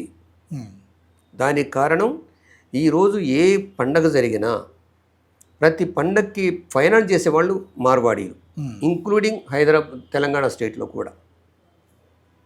నేనేమన్నంటే ధైర్యంగా చెప్తున్నా, మార్వాడి ముక్త భారత్ కావాలి, మావోయిస్ట్ ముక్త భారత్ కాదు, మార్వాడి ముక్త భారత్ కావాలి. ఇంకొక మాట వాడతాను కానీ తర్వాత వాడతాను దాన్ని. ఓకే. మొట్టమొదటి మార్వాడి ముక్త భారత్ కాదు. ఇక్కడే మీకు చెప్తున్నా, సౌత్ ఇండియాలో దక్షిణ భారతదేశంలో ఉన్నటువంటి వైశ్యులు ఒరిజినల్ ఆర్య వైశ్యులు కాదు. తల మీద బుట్ట పెట్టుకొని వస్తువులు అమ్ముకున్నటువంటి వాళ్ళకి జంజాలు వేసేసి మీరు కోమటోళ్ళు అన్నారు. ఈ పిచ్చోళ్ళకి అర్థం కావట్లే. ఖమ్మంలో చూశాను, ఖమ్మంలో వ్యాపారం మొత్తం కూడా మార్వాడి చేతిలోకి వెళ్ళిపోయింది. రేపు వీళ్ళ పిల్లలు ఏం చేస్తారు? వీళ్ళు చదవరు, వాళ్ళకి ఉప్పు మిరపకాయలు అందించడానికి పనికొస్తారు. డిమార్ట్ అని ఉంది కదా, అదేవిధంగా రిలయన్స్ ఉన్నది కదా, ఎవరి ఇవి? ఈ కోమటోళ్ళయా? కాదు. దక్షిణ భారతదేశంలో ఉన్న ఒక్క కోమటోడి కూడా మల్టీనేషనల్ కంపెనీ లేదు. మొత్తం సౌత్ ఇండియాలో మొత్తం మార్వాడింది, మొత్తం సౌత్ ఇండియాలో. అదేవిధంగా దానికి ఒక కారణం కూడా ఉంది. అదేవిధంగా దక్షిణ భారతదేశంలో ఉన్నటువంటి బ్రాహ్మిన్స్ కూడా 95 to 97 Brahmins original Arya Brahmins కాదు. ఇక్కడ ఉన్నటువంటి శూద్ర కులాల్లో మూలవాసుల్లో ఉన్నటువంటి భూత వైద్యులు తీసుకొచ్చి జంజం వేశారు. ఓకే. ఈ బాపనలు ఒప్పుకున్నా లేకపోయినా నా స్టడీ అది. మీకు డిఎన్ఏ స్టడీ చెప్తాను. ఎర్లీ ఇండియన్స్ అనే ఒక book, who we are, how did we reach here అనేటువంటి 2 పుస్తకాలు ఒరిజినల్ డిఎన్ఏ స్టడీస్ చేసి ఇక్కడ సిసిఎంబిలో, మీ ప్రక్కనే సిసిఎంబిలో ప్రూవ్ చేశారు. తమిళ్ బ్రాహ్మణి యొక్క డిఎన్ఏకును యూపీ బ్రాహ్మణి యొక్క డిఎన్ఏకి సంబంధం లేదు. డిఎన్ఏ స్టడీ ప్రూవ్ చేసింది సిసిఎంబి. దానికి వీళ్ళు తప్పించుకోవడానికి చేసినటువంటి ఇదేమిటంటే, తంగరాజన్ను తర్వాత లాల్జీ సింగ్ అనేవాడు ఇద్దరు సిసిఎంబిలో డైరెక్టర్స్ ఉండి 2008లో చేసిన పని ఏమిటంటే, మీరు ఈ విధంగా రాయొద్దు, ancient north Indians, ancient south Indians అని చెప్పి డివైడ్ చేయమన్నాడు. వాళ్ళు భయపడి పేపర్లు తగలబెడతానంటే, వాళ్ళ రీసెర్చ్ శాంపుల్స్ తగలబెడతానంటే భయపడి ఆ 2 మాటలు వాడారు. Ancient north Indians, ancient south Indians. Ancient south Indians Dravidians. వీళ్ళ డిఎన్ఏ వేరు. నీ డిఎన్ఏ నా డిఎన్ఏ ఒకటే. మన డిఎన్ఏ ZA1 మనది 93, Z1A93. వాళ్ళ డిఎన్ఏ ZAA11247. ఇది డిఎన్ఏ స్టడీస్ నా దగ్గర ఉన్నాయి. అందుకని నేను చెప్తున్నాను, సౌత్ ఇండియాలో ఉన్న బాపనోళ్ళు, సౌత్ ఇండియాలో కోమటోళ్ళు ఒరిజినల్ ఫారిన్ నుంచి వచ్చిన వాళ్ళు కాదు. ఈ దేశాన్ని ఇప్పటికి కూడా విదేశీయులే పరిపాలిస్తున్నారు. వాళ్ళు బెంగాల్లో సెంట్రైజ్ పరిచినప్పుడు ఈస్ట్ ఇండియా కంపెనీ ఒక మాట అన్నారు. బెంగాలు ఇక నేను పేరు చెప్పాల్సిన అవసరం లేదు. బెంగాల్లో ఉన్నటువంటి వాళ్ళు, అక్కడ ఉన్న నాయకులు, బ్రహ్మ సమాజ్ వాళ్ళు చెప్పింది ఒకటే మాట, వీ డివైడ్ యూ రూల్ అన్నారు వాళ్ళతోటి. బ్రిటిష్ వాళ్ళ పాదాలు మొక్కింది, బూట్లు నాకింది వీళ్ళే మొదట. కన్వర్షన్ ఇప్పుడు కన్వర్షన్స్ అంటున్నారు, రిలీజియస్ కన్వర్షను. అరే మమ్మల్ని గుళ్ళోకి రానిపోతే మేము మసీదులోకో చర్చిలోకో ఎక్కడికో పోయాం, మన బుద్ధిజంలోకి. మీరు మమ్మల్ని గుళ్ళోకి నిన్నగాక మొన్న ఎక్కడ ఏది తాండూరు దగ్గర ఎక్కడో ఒక పిల్లవాడు ఒక దళితుడు ఆంజనేయుడు స్వామి మొక్కున్నందుకు వాడు తీసుకొని చెట్టుకు కట్టేసేసి తన్నారు అందరు కలిసి. ఓ. అరే బుద్ధి లేని వాళ్ళారా, మీరు మొదట జనాన్ని సమానత్వం చూపించండి. ప్రపంచంలో ఉన్న మతాల్లో బ్రాహ్మణ మతం అంత డేంజరస్ మతం ఇంకొకటి లేదు. నేను హిందూ మతం అనను. ఉమ్. హిందూ పదం ఇచ్చిన వాడు కూడా ఒక పర్షియనే, ఆల్బెరోని. వీళ్ళకి అప్పటి వరకు వీళ్ళకి తెలియదు మేము హిందువులమని. రామాయణంలో కానీ, భారతంలో కానీ, వేదాల్లో కానీ, ఋగ్వేదంలో కానీ, అరణ్యకాల్లో కానీ, ఉపనిషత్తుల్లో కానీ, వీటిలో భగవద్గీత ఎక్కడ కూడా హిందూ అనే పదం లేదు. వీళ్ళకి అది తెలియదు. ఇప్పుడు మావోయిస్టు ముక్త్ భారత్ అని చెప్పేసి బీజేపీ ముక్తకంఠంతో మాట్లాడుతుంది. మొన్న పాకిస్తాన్ వార్కు సంబంధించిన విషయంలో కూడా అమిత్ షా ఎక్కడ కనబడకుండా మొత్తం దీని మీదే దండకారణం మీదే కూర్చున్నాడు ఆయన అని చెప్పేసి కూడా వార్తలు వినపడ్డాయి. అయితే మీరు ఇంతకుముందు మాట్లాడుతూ పాకిస్తాన్ యుద్ధాన్ని ఆపింది మోడీ కాదు, ట్రంప్ కాదు, దేశ ప్రజలు అని చెప్పేసి పాకిస్తాన్ ప్రజలు, దేశ ప్రజలు అన్నారు. మరి ఇప్పుడు శాంతిని కోరుతూ ఇక్కడ కాల్పుల విరమణ, దండకారణంలో కాల్పుల విరమణ కూడా ఆపాలని చెప్పేసి ప్రజలందరూ కోరుతూ ఉన్నారు కదా. అంటే ఇప్పుడు ఈ దండకారణ్యంలో కాల్పుల విరమణకు సంబంధించిన విషయంలో దేశ ప్రజలందరూ అడిగితే అది ఆగేటువంటి అవకాశం ఉందా, అసలు అడుగుతున్నారా లేదా? ఒక పద్యం ఉంది మీకు తెలుసా, తివిరి ఇసుమును తైలంబు తీయవచ్చు, ఓకే, తవిరి మృగతృష్ణలో నీరు త్రాగవచ్చు, తిరిగి కుందేటి కొమ్మును సాధించవచ్చు, చేరి మూర్ఖుల మనసు రంజింపరాదు అంటాడు. ఆ మహానుభావుడు ఎవరో నాకు పేరు గుర్తులేదు. నేను ఎప్పుడో చిన్నప్పుడు ప్రైమరీ స్కూల్లోనే ఇక్కడ చదువుకున్నా. అవునా? అయితే ప్రపంచ చరిత్రలో ఎవ్వడు కూడా ప్రజల ముందు తల వంచక తప్పలేదు. హిట్లరు కలుగులోకి వెళ్ళి కాల్చుకొని చచ్చాడు, విరవీగాడు కదా, నేను ప్రపంచాధినేతనని. 60 లక్షల మంది జ్యూస్ని చంపేశాడు కదా గ్యాస్ ఛాంబర్లో పెట్టి. ఏమయ్యాడు వాడు చివరికి? కాల్చుకొని కనీసం సంసారం చేయకుండా చచ్చాడు. ప్రేమించిన దాన్ని పెళ్లి చేసుకొని సంసారం చేయకుండా చచ్చాడు. అవునా? ఇది ప్రపంచ చరిత్ర కాదా? రీసెంట్దే కదా, 1945 కదా, మేలోనే కదా, ఈ మే నెలలోనే కదా వాడు చచ్చింది. ముస్సోలినీని ప్రజలు రోడ్డు మీద అడ్డంగా నరికారు. అవునా? ఇది ప్రపంచ చరిత్ర చూపిస్తుందా లేదా? మరి ప్రజల ముందు విర్రవీగేటువంటి వాడు ఎవడైనా సరే, వాడు బీజేపీ వాడు కానీ, కాంగ్రెస్ వాడు కానీ, మావోయిస్ట్ కానీ, ఎవడైనా ప్రజల ముందు తల ఎగరేస్తే తల నరుకుతారు ప్రజలు. అంటే మోడీ, అమిత్ షా కూడా ఆ పరిస్థితి వస్తాంటారా? వాళ్ళు ముసలోళ్ళు అయ్యారు కదా ఇప్పుడు, ఒట్టిగానే రావచ్చు. ఓకే, ముందే హార్ట్ అటాక్ రావచ్చు. ఇప్పుడు నాది 74 సంవత్సరాలు పోయి, నేను రేపు ఉంటున్నా లేదా నాకు తెలియదు. విర్రవేగొద్దు. చరిత్ర అనేది ఎప్పుడు కూడా క్షమించదు. చరిత్ర క్షమించదు. చరిత్ర రికార్డ్ అయి ఉంటుంది. మనం ఈరోజు మాట్లాడుకున్న కూడా చరిత్ర రికార్డ్ అయి ఉంటుంది. నేను అనేది దండకారణ్యం అనేది వీడు అబ్బసొమ్ము కాదు, అది ఆదివాసులది. బిర్సా ముండా దగ్గర నుంచి, సంతాల్ దగ్గర నుంచి, నాగాస్ దగ్గర నుంచి, అదేవిధంగా నిషాదుల దగ్గర నుంచి, గోండ్ల నుంచి, ఇవన్నీ కూడా చరిత్ర. మనం అందరం కూడా బొడ్డు ఏది ఆదివాసీల బొడ్డు తెగ్గోసుకొని బయటకు వచ్చిన వాళ్ళు మనమే పెద్ద హీరోసం కాదు. వాళ్ళు ఈరోజు గోజు పెట్టుకొని తిరుగుతున్నా, మనం అంతకుముందు గోజు పెట్టుకొని తిరిగాం. అదాని అంబేరాలకి రేపేమో ఏది బంగారు బువేన్ తినరు. అంబానీ అదానీలకు కూడా నేచర్ అనేది ఉంది, ప్రకృతి ఏదైతే ఉందో ఆ ప్రకృతి ధర్మాలకు విరుద్ధంగా పోతే వీళ్ళు కూడా అది అవుతుంది. కానీ ఏమవుతుంది? ఇక్కడ నేను చెప్పదలుచుకుంది ఒకటే, ఆదివాసీలను రక్షించాలి. ఇది మనందరి బాధ్యత. మీరు అన్నారు చూడండి, వాళ్ళు వింటారా అనేది వినిపించాలి.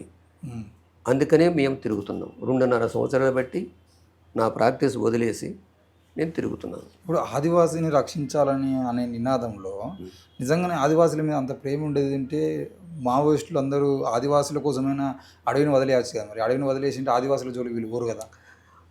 ఇక్కడ ఒక విషయం చెప్పనా మీకు, ప్లేన్ ఏరియాలో ఈ పిచ్చోళ్ళందరినీ తయారు చేసి, పిచ్చోళ్ళని తెలుసు కదా, ఓకే, ఈ పిచ్చోళ్ళంతా పాగలగాళ్ళ మొత్తాన్ని తయారు చేసి ముస్లిమ్స్కి వ్యతిరేకంగా ఎగదోస్తున్నారు.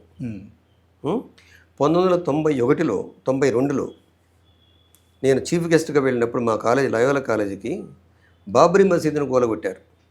కూలగొట్టినప్పుడు నేను క్రిస్టియన్స్కి ఒకటే చెప్పాను, ఈరోజు బాబ్రీ మసీదు కూల్చిందని చెప్పేసి మీరు దేవుడికి ప్రార్థన చేసుకుని కూర్చున్నారు, ఏది మీ చర్చిలను కాపాడతారని, రేపు మీ చర్చిలను కూలగొడతారు, ఏం చేస్తారు అని అడిగాను.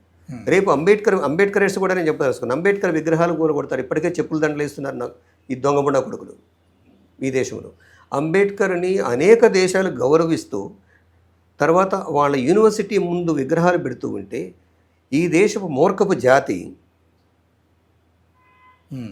ఈ ఫేక్ ప్యాట్రియాట్స్ వీళ్ళు అంబేద్కర్ మెడలో దండాలు వేస్తున్నారు. అవునా? ఈరోజు బాబ్రీ మసీద్ మీద రామాలయం కట్టాలనే జడ్జిమెంట్ దేనివల్ల వచ్చింది? దీనివల్ల కాదా జడ్జిమెంటు? రాజ్యాంగం. ఈ రాజ్యాంగమే కదా. ఈ రాజ్యాంగం రాసినటువంటి మహానుభావుడే కదా మీరు ఫాలో అయింది.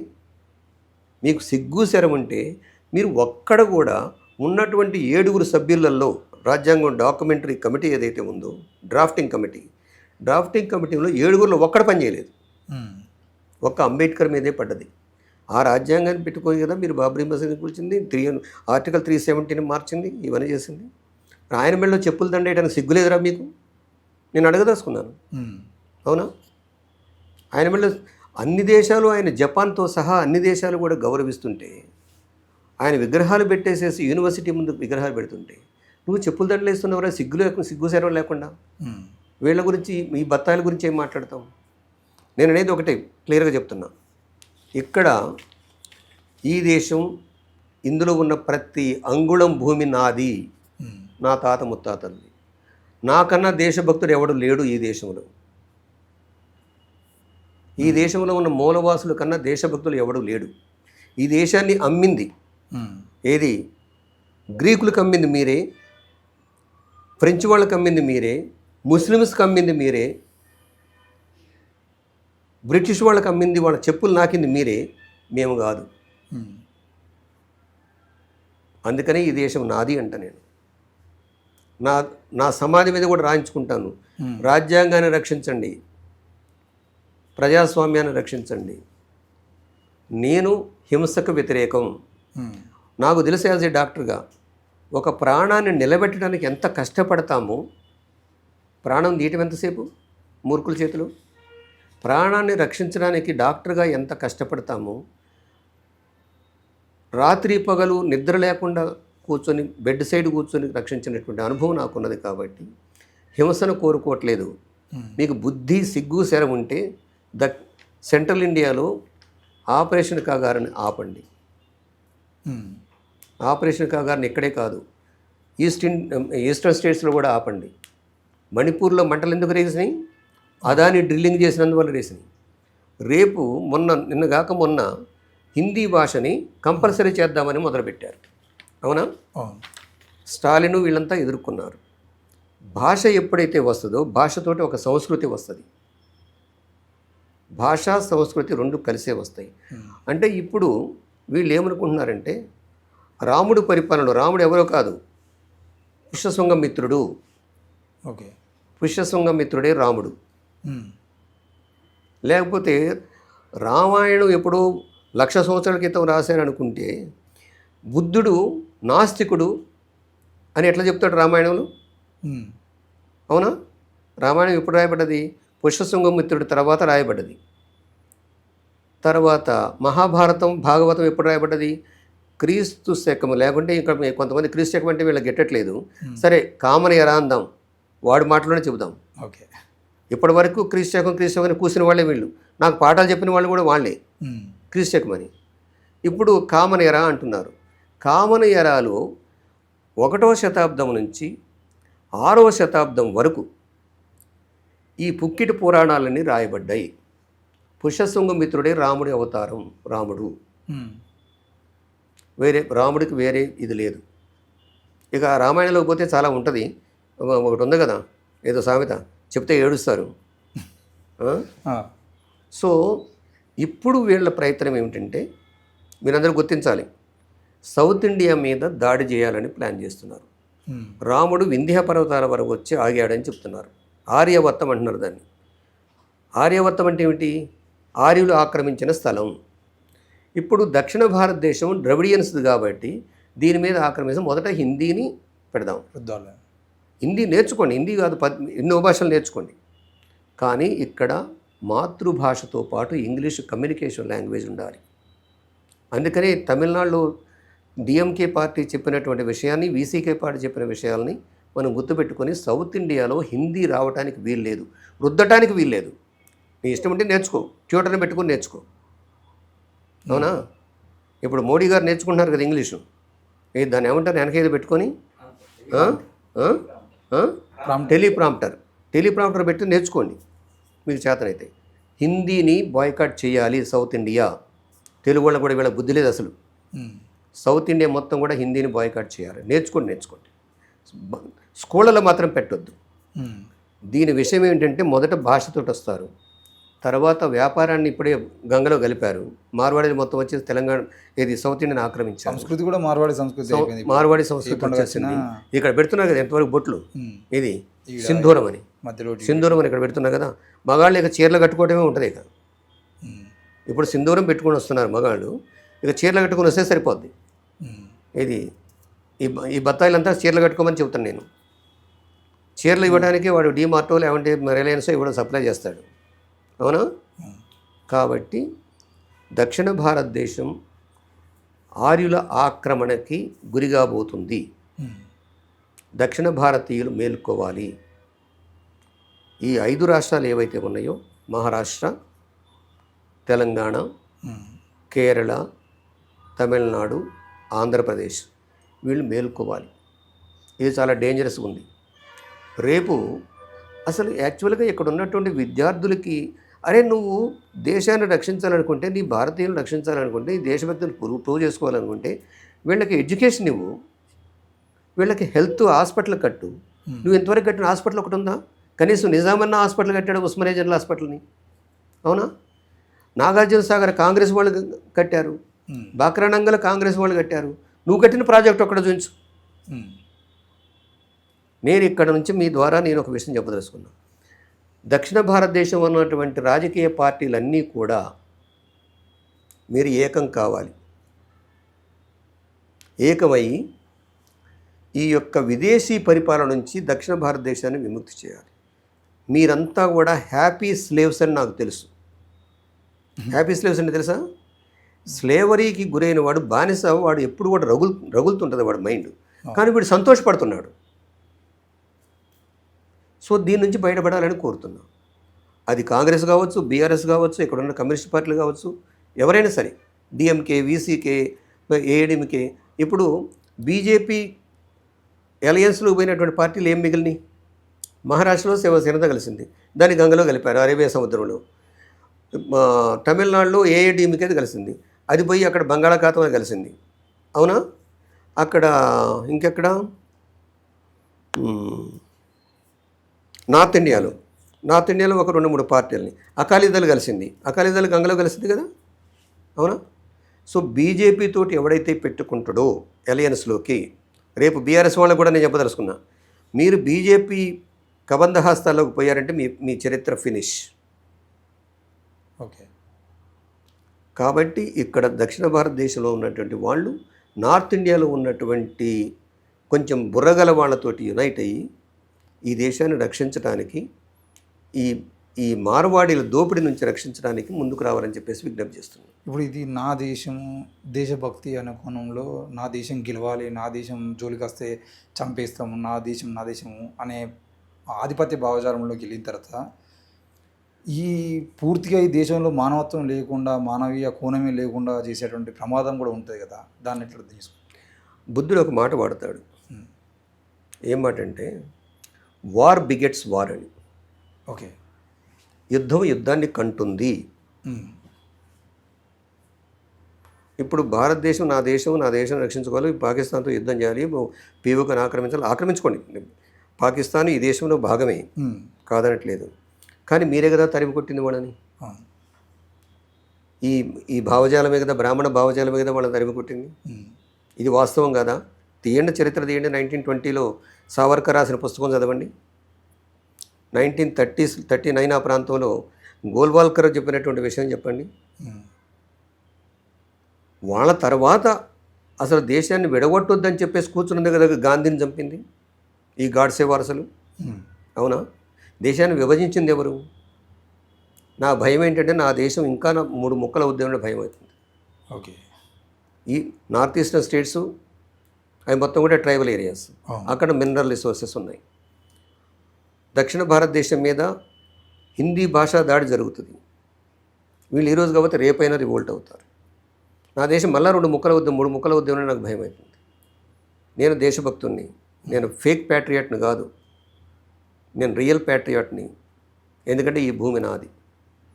కాబట్టి దక్షిణ భారతదేశంలో ఉన్నటువంటి రాజకీయ నాయకులకి, అదేవిధంగా సెంట్రల్ ఇండియాలో ఉన్నటువంటి ఆదివాసీలకి, నార్త్ ఈస్టర్న్ స్టేట్స్లో ఉన్న వాళ్ళకి ఈ దేశంలో ఉండండి, ఈ దేశం నుంచి విడిపోవద్దు.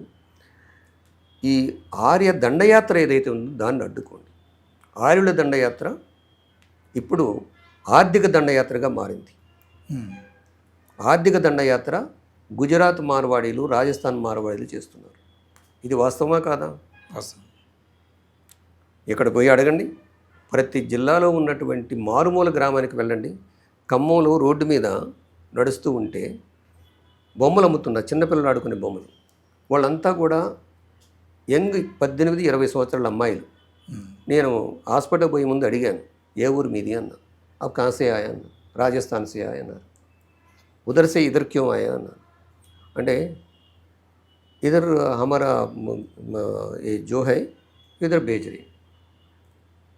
ఖమ్మంలో బిల్డింగ్ కన్స్ట్రక్షన్ ఉంటాయి కదా, ప్రతి మెటీరియల్ మార్వాడీల చేతిలో ఉంది. కోవట వాళ్ళంతా అడుగంటిపోతున్నారు. మళ్ళీ వీళ్ళు ఒక టైటిల్ తగిలించుకున్నారు దక్షిణ భారతదేశంలో, ముఖ్యంగా తెలుగు ప్రాంతంలో, మేము ఆర్య వైశ్యులు అని చెప్పేసి.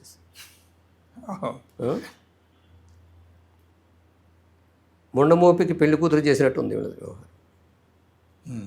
ఎందుకు మరి ఈ వైశ్యులు ఇక్కడ ఉన్నటువంటి వ్యాపారాలు కోల్పోతూ ఉన్నా కూడా ఎందుకు మార్వాడీలకు వ్యతిరేకంగా కనీసం ఒక మాట మాట్లాడలేకపోతారంటారు?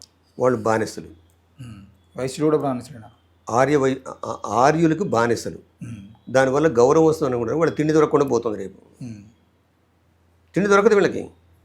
ఇప్పుడు సౌత్ ఇండియాలో ఉన్నటువంటి పార్టీలు అన్నీ ఏకం కావాలి అని మీరు అన్న మాట ప్రకారంగా మార్వాడికి వ్యతిరేకంగానో లేదంటే ఈ బీజేపీ భావజాలానికి వ్యతిరేకంగానో మన ప్రాంతం ఇప్పుడు దండకారణ్యాన్ని కాపాడుకోవడం కోసం ఆదివాసులు ఏ విధంగా అయితే ప్రాణాలకు తెగించి పోరాడుతున్నారో ఆ విధంగా ఈ పార్టీ అంటే ఈ సౌత్ ఇండియాలో ఉన్నటువంటి ప్రాంతీయ పార్టీ నిలబడగలుగుతుంది. తంతుంటే ఏం చేస్తారు? వాళ్ళని దన్నట్లేదు. తిండి దొరకకపోతే ఏం చేస్తారు? తిండి దొరకకపోతే ఏం చేస్తారు? ఇప్పుడు కంఫర్ట్ జోన్లో ఉన్నారు. రేపు ఇప్పుడు యాక్చువల్గా ఈ రాజకీయ నాయకులు, ఇప్పుడు చంద్రబాబు ఉన్నాడు అనుకోండి, చంద్రబాబు నాయుడు సేవ చేయట్లేదా మోడీకి? చేస్తాను. ఎందుకు చేస్తున్నాడు? చేగువేర నుంచి చెడ్డీ గ్యాంగ్కి వచ్చిన వాడు ఎందుకు సేవ చేస్తున్నాడు? ఎందుకు సేవ చేస్తున్నాడు? వాళ్ళ కులాలని, వాళ్ళ యొక్క ఆత్మగౌరవాన్ని వాడి పాదాల ముందు పెట్టి వీళ్ళు బతుకుతున్నారు.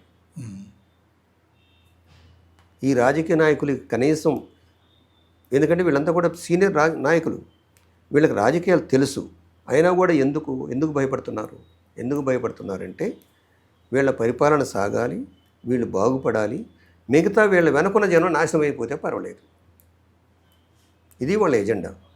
అయితే వీళ్ళు దేశద్రోహులుగా రికార్డు అవుతారు, జాతి ద్రోహులుగా రికార్డు అవుతారు చరిత్రలో.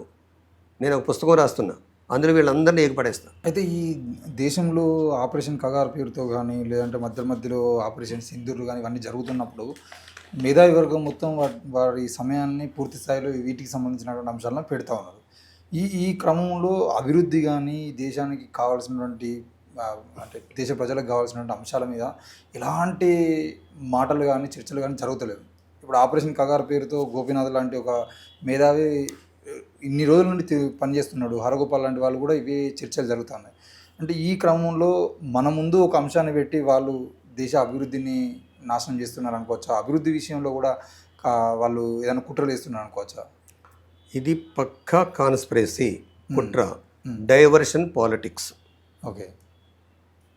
దేశ ప్రజల ముందు ఉన్నటువంటి సమస్యలు ఏవైతే ఉన్నాయో ఈరోజు 2014 నుంచి 2024 వరకు వచ్చినటువంటి హ్యూమన్ డెవలప్మెంటల్ ఇండిసెస్ అంటారు, మానవాభివృద్ధి సూచికలు.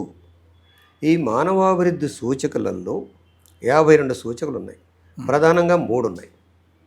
ఒకటి హెల్త్, ఎడ్యుకేషను, లిటరసీ, తర్వాత జీడిపి, తర్వాత ఇక్కడ ఉన్నటువంటి ప్రజల జీవన పరిస్థితులు ఈ మొత్తం చూస్తే చాలా వేగంగా 2014 నుంచి 2024 వరకు గ్రాఫ్లన్నీ కూడా పైనుంచి కిందికి వస్తున్నాయి. There is evidence. Ashoka Modi అని బ్రోకెన్ ఇండియా అని ఒక బుక్ రాశాడు. ఓకే. ఆకార్ పటేల్ కూడా ఒక బుక్ రాశాడు. వీటిల్లో మనం కనుక చదివితే మనకు వచ్చేటువంటి ఒక డేటా ఏమిటంటే వికసిత్ భారత్ కాదు, ఇది వినాశనం అవుతున్న భారత్. సబ్కా సాత్ సబ్కా వికాస్ అనేది ఏదైతే ఉందో, మహానుభావుడు మోడీ గారు ఎక్కడున్నారు కానీ మోడీ గారి యొక్క ఈ ప్రకటనలు ఉన్నాయి చూడండి, 10 అబద్ధాలు ఆడాడు బేసికల్గా. 10 అబద్ధాలలో వికసిత భారత్ ఒకటి. మేక్ ఇండియా అనేది ఒక కాన్సెప్ట్ మీరు చూసే ఉంటారు. Make India. నువ్వు ప్రపంచానికి విశ్వగురువు అయితే మేక్ ఇండియా లోగో ఎవరు తయారు చేశారు? 11 కోట్లు ఖర్చు పెట్టి అమెరికాలో ఉన్నటువంటి ఒక కంపెనీకి ఇస్తే మేక్ ఇండియా అనేటువంటి లోగో వచ్చింది. దీన్ని ఏమంటారు? విశ్వగురువేనా ఇది? విశ్వగురువు యొక్క పొజిషను బుద్ధుని కాలంలో పోయింది. పాటలీపుత్రం ఏదైతే ఉందో, ఇప్పుడున్న పాట్నా, వైశాలి ప్రాంతం ఏదైతే ఉందో, తర్వాత నలంద విశ్వవిద్యాలయం, ప్రపంచ విద్యార్థులు వచ్చేసి ఇక్కడ చదువుకున్నారు. మరి ఇప్పుడు ఈ సోకాల్డ్ దేశభక్తి కొడుకులు బిడ్డలు ఎక్కడ చదువుతున్నారు? అమెరికాలో చదువుతున్నారు, లండన్లో చదువుతున్నారు, జర్మనీలో చదువుతున్నారు. మరి నీదంత గొప్ప విశ్వగురువు అయితే ఇక్కడికి రావాలి కదా వాళ్ళు.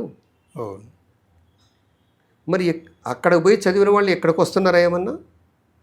మళ్ళీ అక్కడే ఉంటున్నారు కదా, కంఫర్టబుల్గా ఉంటున్నారు కదా. నా దగ్గర చాలామంది ఎన్ఆర్ఐ ఫ్రెండ్స్ ఉన్నారు. వాళ్ళు అమెరికా బజార్లలో చొక్కాలు దించుకొని తిరుగుతున్నారు, మా దేశం మా భక్తి అని చెప్పేసి. అవునా? 1909లో ప్రొఫెసర్ కేట్కర్ అని ఒక మాట అంటాడు. ఇది ప్రపంచ మేధావులను కూర్చోబెట్టి ఒక యాంథ్రోపాలజికల్ సెమినార్లో ఒక మాట అంటాడు. ఈరోజు కులం అనే వ్యవస్థ కేవలం భారతదేశానికి పరిమితమైందని మీరు అనుకోవద్దు. రేపు వీళ్ళు మీ దేశాలకు వస్తారు, అక్కడ కూడా కుల వ్యవస్థ ఏర్పరుస్తారు అని. అదే 1916లో బాబాసాహెబ్ అంబేద్కర్ తన థీసిస్ ఆన్ క్యాస్ట్ మీద రాసేటప్పుడు కేట్కర్ను కోట్ చేసి చెప్తాడు, భారతదేశంలో ఉన్నటువంటి కుల వ్యవస్థ ఏదైతే ఉందో ఈ దేశం ధ్వంసం కావడానికి ప్రధాన కారణం అని చెప్పేసి నేను భావిస్తున్నాను. ఈ కుల వ్యవస్థ ఎట్లా వచ్చింది? నిన్నగాక మొన్న ఒక మేధావి ఒక మాట అంటాడు ఒక వీడియోలో, కుల వ్యవస్థ అనేది వృత్తులను బట్టి వచ్చింది అని. మీరు నమ్ముతున్నారా? లేదు. ఎస్, కుల వ్యవస్థ అనేది ఆర్యులకును ఈ దేశ మూలవాసులకి ద్రావిడులకు మధ్య జరిగిన యుద్ధం యొక్క పరిణామం అది. యుద్ధములో నేను రాసిన కూడా ఆర్టికల్స్ వీక్షణములో 2010లో ఏమనంటే, బలప్రయోగమే కులాల ఆవిర్భావానికి కొనసాగింపుకి ప్రధాన కారణమని రాశాను. మిగతా కారణాలే ఉండొచ్చు, కానీ వృత్తులు కాదు. 800 కోట్ల జనాభా ఉన్నటువంటి ప్రపంచంలో ఈరోజు మరి కులాలు 800 మందిలో ఉంది, 143 కోట్ల మందితోటే కదా ఉంది. మరి మిగతా వాళ్ళ వృత్తులు లేవా వాళ్ళకి? అమెరికాలో, ఇంగ్లాండ్లో, యూరోప్లో ఈ దేశాలలో వృత్తులు లేవా? మరి అక్కడ కులాలు ఎందుకు లేవు? ఈ కుల వ్యవస్థ తీసుకొచ్చి పెట్టింది ఎవడు? కుల వ్యవస్థ ఎట్లా వచ్చింది ఈ దేశానికి? యుద్ధం వల్ల వచ్చింది. 65,000 సంవత్సరాల చరిత్రలోకి పోవాలి ఈ కుల వ్యవస్థను తెలుసుకోవాలంటే. కనీసం 3,000 సంవత్సరాల చరిత్రలో తెలుసుకోవాలి. కుల వ్యవస్థలో ఆర్యులతోటి ఆర్య బార్బారిక్ ఎలిమెంట్స్, ఒక వినాశకరమైన జాతి ఏదైతే వచ్చిందో ఈ దేశం మీద దండెత్తిందో ఆ జాతి నిర్మించిన వ్యవస్థే కుల వ్యవస్థ. దాన్నే పొలిటికల్ టర్మ్స్లో చెప్పాలంటే బ్రాహ్మణిజం. బ్రాహ్మణిజమే కుల వ్యవస్థకి పునాది. మేము యుద్ధం చేసుకుంటూ ఇప్పటి వరకు కూడా బ్రాహ్మణిజం గురించి పోరాడుతున్నాం కాబట్టి వ్యతిరేకంగా మమ్మల్ని అంటరాని వాళ్ళని చేసి ఊరు బయట పెట్టారు. యుద్ధం చేస్తూ రాజీ పడ్డ వాళ్ళు ఎవరైతే ఉన్నారో వాళ్ళని శూద్రులుగా పెట్టారు. శూద్రులలో బ్రోకర్లని ఇంకొంచెం పై కులాల్లో పెట్టారు. కుల వ్యవస్థకు పునాది ఆర్యుల దండయాత్ర. ఆర్యుల దండయాత్రలో చచ్చినా చస్తాం కానీ పోరాటం చేసి వస్తామన్న వాళ్ళనేమో అంటరాని కులాలుగా పెట్టారు. ఇక ఈ యుద్ధం చేయలేను అని చెప్పేసి వాళ్ళని అడవుల్లోకి వెళ్ళిపోయారు ఆదివాసీలుగా, మూలవాసులుగా. యుద్ధం చేస్తూ ఇక మేము చేయలేమనుకున్న వాళ్ళని, ఇక కాంప్రమైజ్ అయిన వాళ్ళని, బ్రోకర్లు అయిన వాళ్ళని శూద్ర కులాల్లో పెట్టారు. ఇక ఈ శూద్ర కులాల యొక్క వీళ్ళ డ్యూటీ ఏమిటంటే పై 3 కులాలకి సేవ చేయటం. ఇదే కదా మనుస్మృతిలో చెప్పింది, ఇదే కదా భగవద్గీత చెప్పింది. ఇది బ్రహ్మ నోటి నుండి బ్రాహ్మణులు పుట్టారు ఋగ్వేదములు. అది ఎప్పుడు రాశారు? కామనేర తర్వాత రాసింది. అదేవిధంగా భుజాల నుంచి క్షత్రియులు పుట్టారు, పాదాల నుంచి వైశ్యులు పుట్టారు, తొడల నుంచి పాదాల నుంచి శూద్రులు పుట్టారు అన్న కదా. నేను దాని ఇంటర్ప్రిటేషన్ ఇట్లా చెప్పాను 10 సంవత్సరాల క్రితం విజయవాడలో. బ్రహ్మ నోటి నుండి మోసగాళ్ళు పుట్టారు. ఓకే, ఏం మిత్రమా, ఒప్పుకుంటారా? బ్రహ్మ నోటి నుండి మోసగాళ్ళు పుట్టారు. నేను సౌత్ ఇండియా బ్రాహ్మణ్స్ అనట్లేదు, నాకు చాలా క్లియర్ కట్ ఇది ఉంది. భుజాల నుంచి రౌడీలు పుట్టారు, తొడల నుంచి దోపిడిదారులు పుట్టారు, పాదాల నుంచి శాస్త్రవేత్తలు పుట్టారు అని నేను. శాస్త్రవేత్తలు ఎవరు? కుమ్మరి కుండల శాస్త్రం కాదా? చెప్పులు కుట్టడం శాస్త్రం కాదా? క్షవరం చేయటం శాస్త్రం కాదా? మగ్గం నేయటం శాస్త్రం కాదా? వ్యవసాయం చేయటం శాస్త్రం కాదా? నీరు ఎప్పుడు పెట్టాలి, విత్తనాలు ఎప్పుడు వేయాలనేది శాస్త్రం కాదా? మరి నేను చెప్పినటువంటి పాదాల నుంచి శాస్త్రవేత్తలు పుట్టారనేది తప్ప ఒప్ప? కరెక్టేనా? ఈ దేశంలో వ్యవసాయం చేయటం ఎవడికొచ్చి ఇప్పుడు ఇప్పటికి కూడా మేము కదా వ్యవసాయం చేసింది, నేను కదా మగ్గం వేసింది, అవునా? కుమ్మరికుండ యొక్క శాస్త్రం తెలుసా వీళ్ళకి? అసలు వీల్ చక్రం ఎవరు కనిపెట్టారో తెలుసా వీళ్ళకి? చక్రం ప్రపంచం యొక్క చరిత్రను మార్చినటువంటి చక్రం. కామనేరాకు ముందు 10,000 సంవత్సరాల ముందు వ్యవసాయాన్ని కనిపెట్టింది ఎవరు? ఈ ఆర్యులు తిండి లేక గడ్డి ప్రాంతాలలో స్టెప్ మైదానాల్లో గడ్డి ఉంటే గడ్డి తినలేక గుర్రాలు వేసుకొని ఇటు వచ్చేసి ఈ దేశం మీద దండెత్తి వచ్చారు. ఈ దేశాన్ని సర్వనాశనం చేస్తారు, ఇప్పటికీ సర్వనాశనం చేస్తున్నారు. ఇక్కడ కమ్యూనిస్టులను రేషనలిస్టుగా నా విజ్ఞప్తి ఏమిటంటే, అయ్యా ఈ దేశంలో ఉన్నది మీరు సంస్కృతిని పట్టించుకోలేదు, ప్రజల సంస్కృతిని పట్టించుకోలేదు, ప్రజల యొక్క స్పిరిచువాలిటీని పట్టించుకోలేదు, ఈ దేశంలో ఉన్న కుల వ్యవస్థని పట్టించుకోలేదు. అందుకనే మీరేమో అడవుల పాలయ్యారు, ఈ దేశద్రోహులేమో దేశాన్ని దోచుకుంటున్నారు. ఇప్పటికైనా గుర్తించండి, భాష మార్చండి, భాష మార్చండి. ఇప్పుడు అడవులకు సంబంధించిన విషయంలో అయితే ఆపరేషన్ కగారు ఏదైతుందో దానికి సంబంధించిన విషయంలో ఆపరేషన్ కగారు నుండి ఆపరేషన్ కర్రెగుట్టల వరకు, కర్రెగుట్టలకు సంబంధించిన విషయంలో మొన్న జరిగినటువంటి ఫైర్ ఏదైతుందో క్రాస్ ఫైర్, ఆ క్రాస్ ఫైర్ సంబంధించిన విషయంలో పోలీసులు వెనక్కి వెళ్తున్నారు, వాళ్ళు తిరిగి అలాగే వెనక్కిపోతే బాగుంటుందని చెప్పేసి కూడా మేధావులు మాట్లాడుతున్నారు, మొత్తానికి వెనక్కి పోవాలని చెప్పేసి. అంటే ఈ క్రాస్ ఫైర్ సంబంధించిన విషయాన్ని ఎట్లా అర్థం చేసుకోవచ్చు? ప్లస్ ఇప్పుడు వెనక్కి వెళ్ళినటువంటి సైన్యం మళ్ళీ మరింత మందితో బలంగా రావడం కోసం వెనక్కి పోయిందా? ఇది ఏంటి అసలు జరిగిన పరిణామం? ఇప్పుడు ఈ బాధ్యత ఈ దేశ ప్రజల మీద, ఈ దేశ మేధావుల మీద, ఈ దేశ మీడియా మీద ఆధారపడి ఉంటుంది. కర్రెగొట్టులో జరిగినటువంటిది అది ఐఈడి పేలి జవాన్లు వీళ్ళెవరు గ్రేహౌండ్స్ చనిపోయారని చెప్పేసి వీళ్ళు ఉన్నటువంటి గోడి మీడియా ఉంది కదా తయారు చేసింది. కానీ అక్కడ పోస్ట్ మార్టం యొక్క రిపోర్ట్ ఏం చూపిస్తుంది? ఏ కాలు పోలేదు అంటే ఐఈడి పేలితే ఏమవుతుంది? తునాతునకలు అయిపోతారు. కానీ తోటాలు గాయాలు ఉన్నాయి అక్కడ. ఇక్కడ వీళ్ళు మా కమిటీ ఒకళ్ళు పోయేసి రేవంత్ రెడ్డి గారితో మాట్లాడినప్పుడు ఏమన్నారంటే, హరగోపాల్ గారు వీళ్ళు పోయినప్పుడు మా ఫోర్సెస్ ఏమీ అటు పోవట్లేదు అన్నారు. కానీ ఒక మనిషి ఉన్నాడు ఇక్కడ, గ్రేహౌండ్స్ ఇన్ఛార్జ్, ఆయన గ్రేహౌండ్స్ని తీసుకొని అక్కడ పోయాడు. వాళ్ళేమి సిఆర్పిఎఫ్ ఏం ఆలోచించింది అక్కడ కర్రెగుట్టల దగ్గర ఉన్న సిఆర్పిఎఫ్, వీళ్ళు మావోయిస్టులు దొరికారని చెప్పేసి వీళ్ళు డివైడ్ అయిపోతే వాళ్ళు టపాటపాని పేల్చేశారు. అనవసరంగా జవాన్ల ప్రాణాలు పోయినాయి. ఇక్కడ ఉన్నట్టు గ్రే హౌండ్స్ జవాన్ది. క్రాస్ ఫైర్ కాదు అది. అది క్రాస్ ఫైర్. ఉమ్.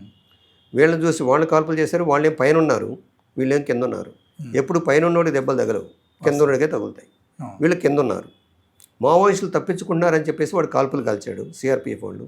వీళ్ళు గ్రే హౌండ్స్ చనిపోయారు. ఇది నిజమా మీరు చెప్పేది? మీరు పోయి తేల్చుకోండి. డాక్టర్ దగ్గరికి వెళ్ళేసి పోస్ట్మార్టం రిపోర్ట్ అడగండి. వార్తల్లో ఎక్కడ చూసినా దేశవ్యాప్తంగా రాష్ట్ర వ్యాప్తంగా అందరూ నక్సలైట్లు పేల్చిన బాంబులకే అదైంది అని చెప్పేసి అందుకే మీడియా ముందు ఒక మాట మాట్లాడినా మీరు ఏమైనా ఫీల్ అవుతారా? ఏం ఫీల్ గారు. ఈ దేశంలో ప్రజాస్వామ్యం అని చెప్పేటువంటి ఒక భవనానికి 4 స్తంభాలు ఉన్నాయని చెప్పారు. ఎవరు ఆ పెద్ద మనిషి, నా పేరు గుర్తులేదు, ఎక్కడ వెతికినా కూడా దొరకలేదు ఆ పెద్ద మనిషి పేరు. ఒకటి లెజిస్లేచర్ అంటే అసెంబ్లీ, పార్లమెంటు, రాజ్యసభ ఇవి. 2 ఎగ్జిక్యూటివ్ అంటే ఇప్పుడున్నటువంటి తహసీల్దార్ నుంచి మొదలుకుంటే ఐఏఎస్ ఐపీఎస్ల వరకు. 3 జ్యుడిషియరీ, అదొక శంఖం. 4 మీడియా సంస్థలన్నీ అమ్ముడుపోయినాయి గుజరాతీ మార్వాడీలకి. జ్యుడిషియరీ మొత్తం కూడా మొన్ననే చూశారు కదా, అతని పేరు వర్మ, యశ్వంత్ వర్మనా. యశ్వంత్ వర్మ ఇంట్లో 500 రూపాయల నోట్లు ఎన్ని కోట్లు తేలిని. ఇక అంతకన్నా జ్యుడిషియరీ మీద మీకు ఇంకేమైనా కామెంట్ కావాలా? అవసరం లేదు కదా. ఇక తర్వాత చివరి నుంచి 3వది ఎగ్జిక్యూటివ్లో మొన్ననే కదా, రీసెంట్గానే కదా మీ మీడియా అంతా ఇక్కడ ఉన్నటువంటి ఐఏఎస్ ఆఫీసర్లు మొత్తం కూడా 35 ఎకరాలు 40 ఎకరాలు మొత్తం 50 కోట్లు ఖరీదు చేసి మొత్తం దుబ్బేశారని చెప్పేసి. ఈ ఐఏఎస్ ఆఫీసర్స్ మొత్తం కూడా బీహారు, యూపీ, తర్వాత ఉత్తరాఖండ్ నుంచి వచ్చిన వాళ్ళే కదా వీళ్ళు. ఇది ఎగ్జిక్యూటివ్ విషయం అయిపోయింది కదా. ఇక లెజిస్లేచర్లో నేను ఇక్కడ ఒక ప్రశ్న వేస్తాను. ఈ లెజిస్లేచర్లో ఉన్నటువంటి ఎమ్మెల్యేలు కానీ, ఎంపీలు కానీ, మంత్రులు కానీ భూమి కబ్జా కోరులు ఎంతమంది ఉన్నారు? మావోయిస్టులు భూమి కబ్జా కోరులు ఎంతమంది ఉన్నారు తేల్చండి లెక్క మీ మీడియా. భూమి కబ్జా కోరులు, రేపిస్టులు, మర్డరర్సు 83% ఎంపీల మీద క్రిమినల్ కేసులు ఉన్నాయి ఈ పార్లమెంట్లో. నేను అందరిని అనట్లే. పాములలో మోస్ట్ పాయిజనస్ స్నేక్స్ కొన్ని ఉంటాయి, లెస్ పాయిజనస్ స్నేక్స్ కొన్ని ఉంటాయి, అసలు పాయిజన్ లేనటువంటి జరిపోతులు లాంటివి కొన్ని ఉంటాయి. నేను జరిపోతుల గురించి మాట్లాడలేదు, పాయిజనస్ స్నేక్స్ గురించి మాట్లాడుతున్నాను. లీగల్ స్పెక్ట్రమ్ అనే ఒక బుక్ ఉన్నది, జస్టిస్ కృష్ణయ్యర్ ఎడిట్ చేశారు. దాంట్లో అందులో సుప్రీంకోర్టు అడ్వకేట్ ప్రశాంత్ భూషణ్ ఒక ఆర్టికల్ రాశాడు. అవుట్ ఆఫ్ 16 సుప్రీంకోర్టు జడ్జెస్లో 8 మెంబర్స్ ఆర్ కరప్ట్ అని రాశాడు. అంటే 50%. ఇప్పుడు ఏదో 31-32 మంది ఉన్నారు. ఏ కులాలు సుప్రీంకోర్టులో జడ్జిలుగా ఉన్నారు? ఇప్పుడు మీరంతా అనవచ్చు గవాయి ఎస్సీఏ కదా, మహారే కదా అని. నేనేమంటున్నానంటే, నన్ను జీతాన్ని పెట్టుకున్న వాడి యొక్క యజమాని మాట వింటానా, లేదంటే నా కింద ఉన్నటువంటి జీతగాళ్ళ మాట వింటానా? నేను యజమాని మాట వినాలి. యజమాని మాట వినకపోతే నన్ను ఏం చేస్తాడు? నన్ను లారీ కింద పెట్టి తొక్కేస్తాడు, నాకు రహస్యాలు తెలుసు కాబట్టి. లేకపోతే ఇంకేమైనా చేస్తాడు.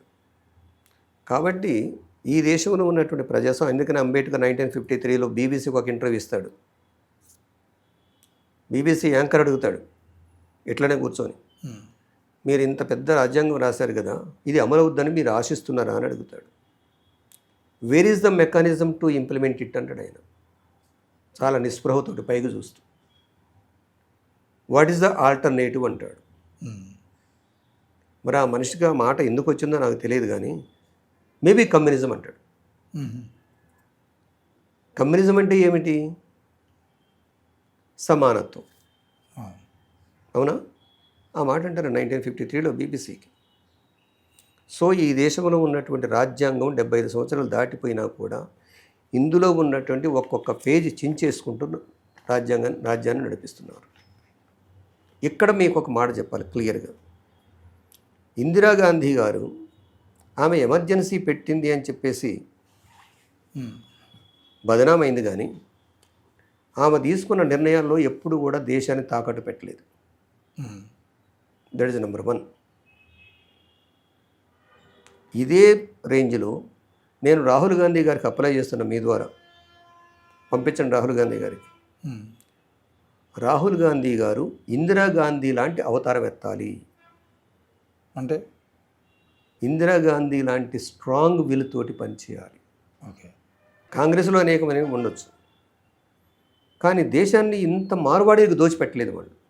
అంటే ఇప్పుడు మీరు అన్నట్టుగా రాహుల్ గాంధీ ఇందిరాగాంధీ అవతారం ఎత్తాలి అనుకునే పరిస్థితులు అయితే, అంటే ఇప్పుడు ఉన్నటువంటి ఆపరేషన్ కగార్ని బీజేపీ తీసుకొచ్చింది కావచ్చు, కానీ అంతకుముందు ఆపరేషన్లన్నీ కూడా ఆ కాంగ్రెస్ హయాంలో జరిగినాయి కదా. నేను ఒక విషయం చెప్పను. కాంగ్రెస్ మొత్తం కూడా ఒక పవిత్ర జలం ఉందా, అది మొత్తం గంగా జలం, అంటే మురికి జలం. గంగా జలాన్ని నేను పవిత్ర జలం అనుకోవట్లేదు కదా. అనుకోవట్లేదు. ఓకే. అది మొత్తం కూడా మన డ్రైనేజ్ వాటర్. ఓకే. కాంగ్రెస్లో ఉన్నవాళ్ళు మొత్తం కూడా పవిత్ర జలాలని నేను అనుకోవట్లేదు. అందులో ఖచ్చితంగా నేను ఓపెన్గా చెప్పదలుచుకున్నాను, మానవత్వం కొంచెం ప్రదర్శిస్తున్న వాళ్ళు నలుగురు నాకు తెలిసిన వాళ్ళు. మిగతా వాళ్ళు ఎంతమంది ఉన్నారో నాకు తెలియదు. 1 ఏఐసిసి ప్రెసిడెంట్ ఖర్గే గారు, 2 సోనియా గాంధీ గారు, 3 రాహుల్ గాంధీ గారు, 4 ప్రియాంక గాంధీ గారు. నన్ను కాంగ్రెస్ వాది అని అనొచ్చే వీళ్ళంతా కూడా అనుకోనియండి. నాకు 2 సార్లు కాంగ్రెస్ టికెట్ ఇస్తానన్న కూడా నేను రిఫ్యూజ్ చేశాను. ఒకసారి తెలుగుదేశం టికెట్ ఇస్తానని కూడా నేను రిఫ్యూజ్ చేశాను. నేను కాంగ్రెస్ భక్తిపరుని నేను కాదు, కానీ ఒక చాలా డేంజరస్ పాముకున్ను తాచుపాముకున్ను ఇట్లా లేపితే లేసి కరిసేటువంటి కట్ల పాముకు తేడా చూడమంటుంది. కాబట్టి మానవత్వంతో మనం చేసింది పొరపాటు అనే విషయాన్ని అర్థం చేసుకున్నవాడు ఇప్పుడు కాంగ్రెస్ నాయకత్వం. ఇక్కడ తెలంగాణలో ఏం జరుగుతుంది? పొరపాటు అర్థం చేసుకున్నాడు అనుకోవచ్చా, అధికారం కోసం అనుకోవచ్చా? అర్థం చేసుకున్నారని నేను అనుకుంటున్నాను. నాకున్ను వాళ్ళ మధ్యన జరిగిన చర్చలు ఏవైతే ఉన్నాయో, అదేవిధంగా సిపిఐ నాయకుడు డి రాజా గారు కానీ, సిపిఎం నాయకుడు ఎంఏ బేబీ కానీ, వీళ్ళందరినీ కలిసాం మేము. లిబరేషన్ పార్టీ ఆయన ఏదో పేరు ఉంది, లిబరేషన్ సెక్రటరీ పేరు, వీళ్ళని కలిసినప్పుడు కనీసం ప్రజల పట్ల బాధ్యత వహించే దానికి సిద్ధంగా ఉన్నారు వీళ్ళు. కాంగ్రెస్లో ఉన్నటువంటి రాహుల్ గాంధీ గారికి నేను అప్పీల్ చేస్తున్నాను, కాంగ్రెస్లో ఉన్నటువంటి చెత్తని కడిగేసి ఆయన ఒక కొత్త టీం తయారు చేసుకోవాలి. కొత్త టీం తయారు చేసుకొని, ఆయన వయసు ఉన్నది కాబట్టి 52 సంవత్సరాలు కాబట్టి కొత్త టీంను తయారు చేసుకొని మరలా ఒక బాధ్యతాయుతమైనటువంటి ప్రభుత్వాన్ని ఏర్పరచాలని చెప్పేసి నేను కోరుతున్నాను. అంటే మొన్న మీరు కలిశారు కదా, ఖర్గే గారిని కలిశారు, రాహుల్ గాంధీ గారిని కలిశారు, రాజా గారిని, వీళ్ళందరినీ కలిశాను అంటున్నారు కదా. అంటే భారత్ బచావ్ నుండి కానీ, పీస్ కమిటీ నుండి కానీ మీరు వాళ్ళ ముందు పెట్టినటువంటి అంశాలు ఏంటివి? అసలు జరిగిన చర్చలు దేని గురించి జరిగినాయి? మీరు అంటే మేధావులు అని చెప్పేసి వెళ్ళి మళ్ళీ కాంగ్రెస్ పార్టీని గెలవడం ఏంటి అని చెప్పేసి కొంతమంది అంటున్నారు. అనుకోనండి, మేము చూసింది ఏంటంటే, మా ఇమ్మీడియట్ వర్క్ ఏమిటంటే, పని ఏమిటంటే, కాల్పులు ఆపండి, ఆదివాసులను చంపొద్దు, చర్చలకు పిలవండి. నిన్న ఛత్తీస్గఢ్ డిప్యూటీ సీఎం ఒక మాట అన్నాడు, అసలు మీరెవరో మాట్లాడటానికి అని, తెలంగాణ వాళ్ళకి సంబంధం ఏంటి అన్నాడు. అది తెలంగాణ వాళ్ళు భారతదేశ ప్రజలు కాదా వీళ్ళు? అంటే ఒక డిప్యూటీ సీఎం లెవెల్లో ఉండి ఆ మాట్లాడటం అని, మీరెవరు మాట్లాడటానికి? మావోయిస్టులు రావటానికి నువ్వు అనుకూలమైన పరిస్థితులు కల్పించాలి కదా. ఆంధ్రప్రదేశ్ కల్పించింది కదా 2004లో సెప్టెంబర్లో ఏమో. మరి నువ్వు అనుకూలమైన పరిస్థితులు కల్పించు, సీజ్ ఫైర్ చేయి, నీ ఫోర్సెస్ అన్ని విత్డ్రా చేయి, నీ డిఆర్జీని, తర్వాత నీ సిఆర్పిఎఫ్ని, నీ పోలీసులు మొత్తాన్ని పెట్టు, నీ దగ్గర వచ్చి కూర్చుంటారు. నువ్వు అప్పుడు ఎట్లా వచ్చారు వీళ్ళు? మావోయిస్ట్ పార్టీ ఎట్లా వచ్చింది? అప్పుడు వాళ్ళు యాక్చువల్గా మేము చర్చలకు సిద్ధమని కూడా స్టేట్మెంట్ ఇవ్వలేదు. ఇప్పుడు వీళ్ళు చర్చలకు సిద్ధమని స్టేట్మెంట్ ఇచ్చారు. ఇది బలహీనత కాదు. ఎప్పుడు కూడా శాంతి చర్చలు జరుపుదామని కూడా బలహీనుడు కాదు, చంపేస్తాము తుదముట్టిస్తామని కూడా బలహీనుడు. గుర్తుపెట్టుకోండి, బుద్ధుడి యొక్క ఆలోచన ప్రకారం ఎవరు బలవంతుడంటే శాంతి దూతే బలవంతుడు. కత్తి పట్టుకున్నవాడు, తుపాకీ పట్టుకున్నవాడు గూండాల కిందనే లెక్క. ఉమ్. కాబట్టి ఈరోజు మావోయిస్టులు 3-4 లెటర్స్ వచ్చినాయి. మరి తెలంగాణ వాళ్ళకి ఏం సంబంధం దీంతో అంటాడు. మరి ఈ దేశ ప్రజలకు సంబంధం లేకపోతే ఎవరికి సంబంధం ఉంటుంది? ఉమ్. మేము రాహుల్ గాంధీ గారితో కానీ లేకపోతే ఖర్గే గారితో కానీ సిపిఎం నాయకులతో కానీ కలిసినప్పుడు 2 demands. Um. Ask for ceasefire, demand for ceasefire, initiate peace talks. Um. ఇవే. ఈ రెండింటికి మించం ఏమైనా లేదు. ఏమన్నారు రాహుల్ గాంధీ గారు? కానీ ఇప్పుడు రాహుల్ గాంధీ గారు మణిపూర్ పోయారు, బీహార్ పోతున్నారు, రాజస్థాన్ పోతున్నారు, ఇవన్నీ పోతున్నారు కదా. అదేదో ఛత్తీస్గఢ్ దానికి సంబంధించిన విషయంలో అక్కడికి వచ్చి మాట్లాడడానికి ప్రయత్నం చేయొచ్చు కదా. ఆయన ఆల్రెడీ టాక్స్ మొదలుపెట్టాడు ఛత్తీస్గఢ్ వాళ్ళతోటి, వాళ్ళ పార్టీతోటి. సో మొదట వాళ్ళ పార్టీలతో డిస్కస్ చేయాలి. కమ్యూనిస్ట్ పార్టీలు ఆల్రెడీ ఇక్కడ మీటింగ్ పెట్టినాయి హైదరాబాద్లో. అన్నీ కలిసి ప్రజల్ని మేల్కొల్పాలి, ప్రజల్ని దీని వైపు ర్యాలీ చేయించాలి, కాల్పుల విరమణ జరగాలి, శాంతి చర్చలు జరగాలి అని చెప్పేసి వీళ్ళందరూ కూడా కమ్యూనిస్ట్ పార్టీలు 700 కమ్యూనిస్ట్ పార్టీలు ఇక్కడే ప్రెస్ క్లబ్లో పెట్టిన మీటింగ్. అదేవిధంగా కాంగ్రెస్ పార్టీ కూడా చెప్పింది, మేము మా పార్టీ వాళ్ళతో మాట్లాడతాం. మేము అడిగింది ఏంటంటే ఒక డిమాండ్ చేశాం, స్పెసిఫిక్గా డిమాండ్. మీరు కాంగ్రెస్ ప్రభుత్వం తెలంగాణలో ఉంది కాబట్టి తెలంగాణలో కాల్పుల విరమణ డిక్లేర్ చేయండి. తర్వాత శాంతి చర్చలకి మీరు ఒక దారి చూపండి మిగతా రాష్ట్రాలకి. ఇదే మేము రాహుల్ గాంధీ గారితో చెప్పింది, అదేవిధంగా ఖర్గే గారితో చెప్పింది. తెలంగాణ మీ ప్రభుత్వమే కాబట్టి, జార్ఖండ్ మీ ప్రభుత్వమే కాబట్టి, ఇది కూటమి ప్రభుత్వమే కదా జార్ఖండ్. కాబట్టి మీరు మొదట తెలంగాణలో ఇది కాల్పుల విరమణ ప్రకటించండి, చర్చలకు రమ్మని చెప్పేసి పిలవండి. చర్చలకు డైరెక్ట్గా మావోయిస్టులు రారు, నువ్వు ఆ వాతావరణం కల్పిస్తే తప్ప. ఈ లోపల సివిల్ సొసైటీలో ఉన్నటువంటి శాంతి కాముకులు ఎవరైతే ఉన్నారో వాళ్ళని పిలవండి, మీ ఇష్టం వచ్చిన వాళ్ళు పిలవండి, మమ్మల్ని పిలవాల్సిన అవసరం, మీ ఇష్టం వచ్చిన పిలవండి. మొదట మీరు తెలంగాణ స్టేట్లో చేయండి. నేను సీఎం రేవంత్ రెడ్డి గారికి, ఇక్కడున్న మినిస్టర్స్కి, వీళ్ళందరికీ నేను అప్పీల్ చేసేది ఏమిటంటే, మొదట మీరు తెలంగాణ రాష్ట్రంలో మీరు మొదలుపెట్టండి. మొదలుపెట్టిన తర్వాత మీరు ఈ దేశానికి ఒక దారి చూపించిన వాళ్ళు అవుతారు చర్చలకి.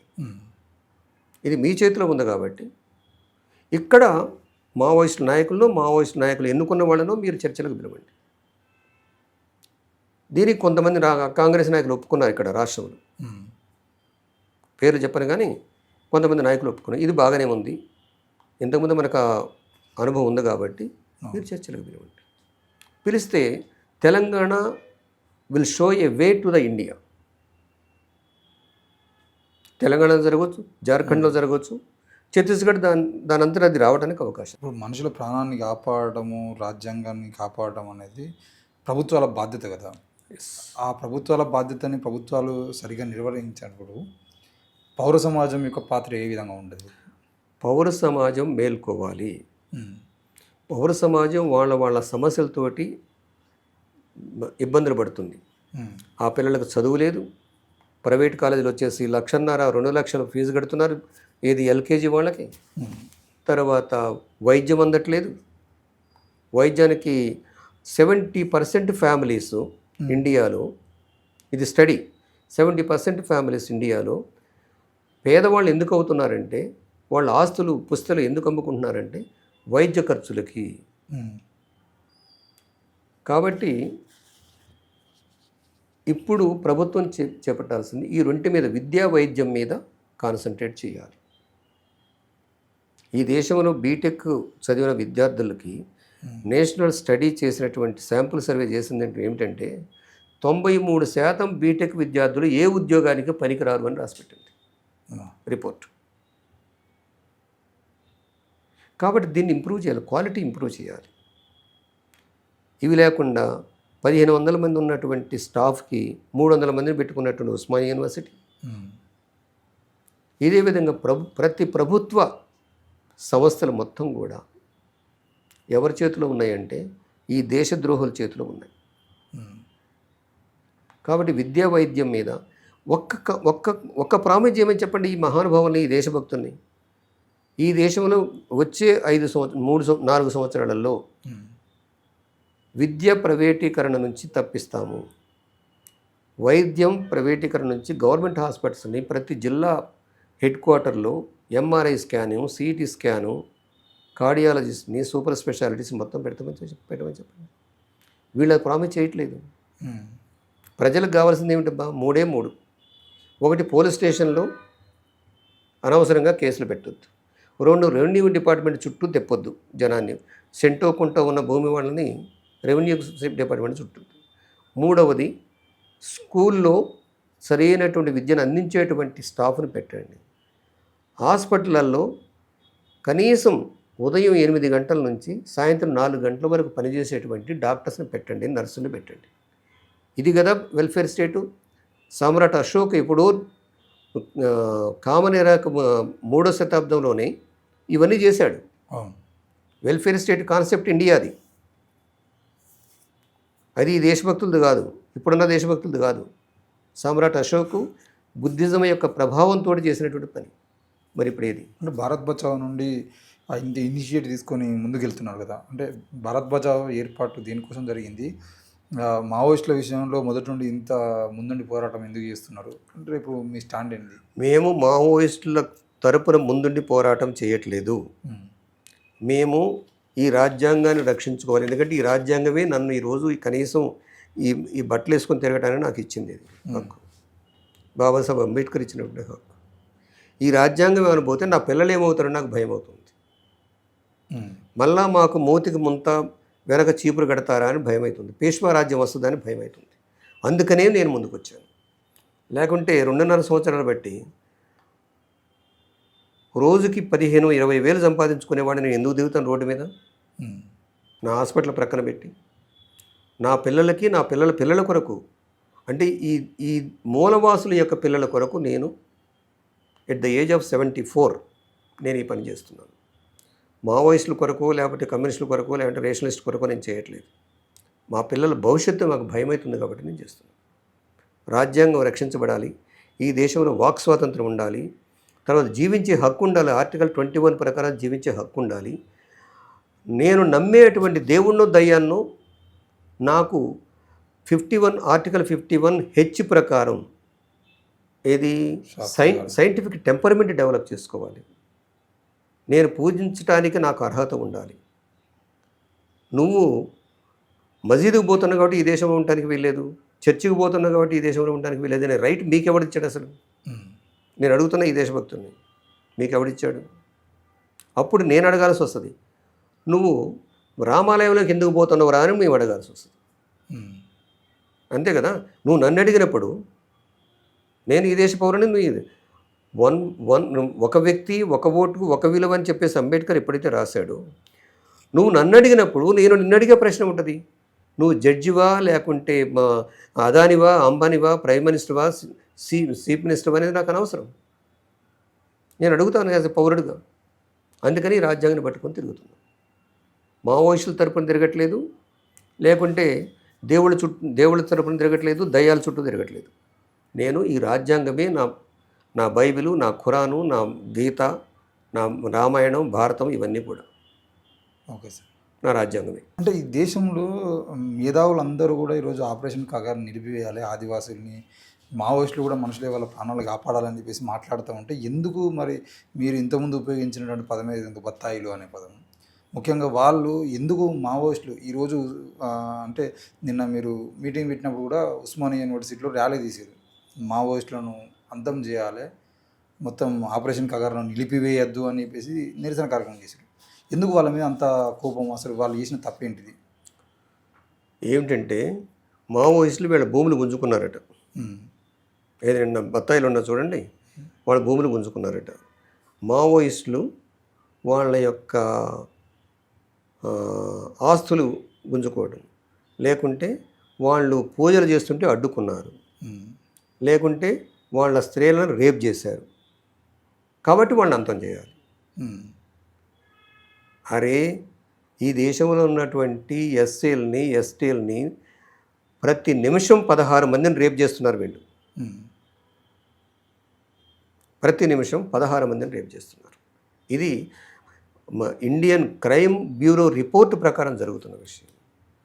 మరి మావోయిస్టులు ఎంతమందిని రేపు చేశారు? మావోయిస్టులు ఎంతమంది భూములు గుంజుకున్నారు? మావోయిస్టులు ఎంతమంది ఆస్తులు గుంజేసుకున్నారు? మీరు చంపింది ఎక్కువ, దళితుల్ని ఈ దేశంలో మీరు చంపింది ఎక్కువ, మావోయిస్టులు చంపింది ఎక్కువ. లెక్కలు తీయండి. నిన్నగాక మొన్న జరిగినట్టు ఇప్పటి వరకు జరుగుతున్న ఆపరేషన్ కగారులో 500 మంది చనిపోతే 300 పైచులకు ఆదివాసీలు. 6 నెలల బిడ్డ తల్లి పాలు తాగుతుంటే తోటాన్ని పేల్చింది ఎవరు? మావోయిస్టులా? వీళ్ళు కాదా? ఇది బత్తాయిలు కాదా? ఈ బత్తాయిల్ని బోర్డర్ కాపలా గాయమనండి. నా ఆన్సర్ ఒకటే దీనికి. ఈ బత్తాయిలు అందరూ కూడా ఇక్కడ ఊరేగింపులు తీస్తున్నారు చూడండి. ఈ బత్తాయిలు మొత్తాన్ని మా పాకిస్తాన్ తోటి యుద్ధం అంటున్నారు కదా, చైనా తోటి యుద్ధం అంటున్నారు కదా. చైనా వాళ్ళు 2000 కిలోమీటర్లు అరుణాచల్ ప్రదేశ్ లోపలికి వస్తే దానికి దిక్కు లేదు, దాని గురించి మాట్లాడరు, ఎందుకంటే వాడు దంతాడు కాబట్టి. సో ఇక్కడ ఖచ్చితంగా ఒక ఫిలసాఫికల్ కాంట్రడిక్షన్ ఉంది. అమాయకమైనటువంటి ఈ శూద్రులు ఎవరైతే ఉన్నారో, మీరు వినాయక చవితి రోజు ఊరేగింపు తీసేటప్పుడు అక్కడ తాగి డ్యాన్సులు వేసి డప్పులు కొట్టే వాళ్ళు ఎవరు? వీళ్ళ కాదు కదా. తర్వాత ప్రతి ఫెస్టివల్కి డబ్బులు పెట్టేది ఎవరు? మార్వాడీలు కాదా? సో వాళ్ళ మాయలో పెడుతున్నారు, డబ్బుల కొరకు అమ్ముడుపోతున్నారు, తాగి తందనాలు ఆడుతున్నారు. ఇక్కడ క్లియర్గా వీళ్ళంతా కూడా శూద్రజాతులే. బండి సంజయ్ గారు కానీ, అరవింద్ కుమార్ గారు కానీ, లేకపోతే వీళ్ళంతా మాట్లాడే వాళ్ళంతా కూడా శూద్రజాతులే. నేను వీళ్ళకి అప్పీల్ చేసేది ఏమిటంటే, మీరు ఏ మైకంలో ఉన్నారో దాని నుంచి బయటపడండి. ఈ దేశంలో ఉన్నటువంటి వనరులు ప్రపంచంలో ఏ దేశంలో లేవు. నేను తిరిగిన 16 దేశాల్లో ప్రపంచంలో ఏ దేశంలో కూడా ఈ దేశంలో ఉన్న వనరులు లేవు. పనిచేసే జనాభా ఉంది, నీటి వనరులు ఉన్నాయి, భూమి ఉంది, అడవి ఉంది, అన్నిటికన్నా ముఖ్యమైనది ఖరీదైనటువంటి ఖనిజ సంపద ఉంది. ఓకే, ఆ ఖనిజ సంపదని ఎన్ఎండిసి లాంటి వాళ్ళకి ఒప్పచెప్పని చెప్పాం. ఏది సెంట్రల్ ఇండియాలో ఉన్నటువంటి నార్త్ ఈస్టర్న్ స్టేట్స్లో ఉన్నటువంటి ఆ పర్వతాల కింద ఉన్నటువంటి ఖనిజ సంపదని ఎన్ఎండిసి లాంటి దేశ ప్రభుత్వాల చేతిలో ఉండేటువంటి సంస్థలకు ఒప్పచెప్పని చెప్పాం. లేదు మేము అదానికి అంబానీకి ఒప్పచెబుతామంటున్నారు. ఎవడు దేశభక్తుడు ఇక్కడ? నా దేశం మీద దండెత్తి వచ్చేసి నన్ను బానిసలు చేసిన వాడు దేశభక్తుడా? నా దేశం కొరకు పోరాడుతున్నటువంటి మేము దేశభక్తులు. వీళ్ళందరికీ అప్పీల్ చేస్తాం, వీళ్ళ అమాయకులు పాపం. ఏది ఈ దేశభక్తులని చెప్పి తిరిగేటువంటి వాళ్ళంతా కూడా అమాయకులు, స్వార్థపరులు. వీళ్ళ స్వార్థం కూడా ఒక మల్టీనేషనల్ కంపెనీ పెడదామనే స్వార్థం కూడా కాదు. నెలకు ఒక 30,000 40,000 వస్తే చాలనుకునే స్వార్థపరులు వీళ్ళు. దాని కొరకు ఈ దేశాన్ని బలి చేస్తున్నారు. అందుకనే ఒక అతను అంటాడు, దేశము బ్రిటిష్ వాళ్ళు ఈ దేశాన్ని గెలవలేదు, భారతీయులే బ్రిటిష్ వాళ్ళకి దీన్ని ఒప్పజెప్పారు అంటాడు. ఎవరు? టాల్స్టాయ్ అనేటువంటి ఒక కవి. ఈ దేశంలో ఉన్నటువంటి ప్రధాన సమస్య కుల సమస్య. ఈ కులాల వల్లనే విదేశీయులు దండయాత్ర చేస్తున్నారు ఎప్పటికి కూడా. ఇంతకుముందేమో డైరెక్ట్గా దండయాత్ర చేశారు, ఇప్పుడు ఆర్థిక దండయాత్రలు చేస్తున్నారు. ఈ దేశాన్ని పీల్చి పిప్పి చేస్తున్నారు.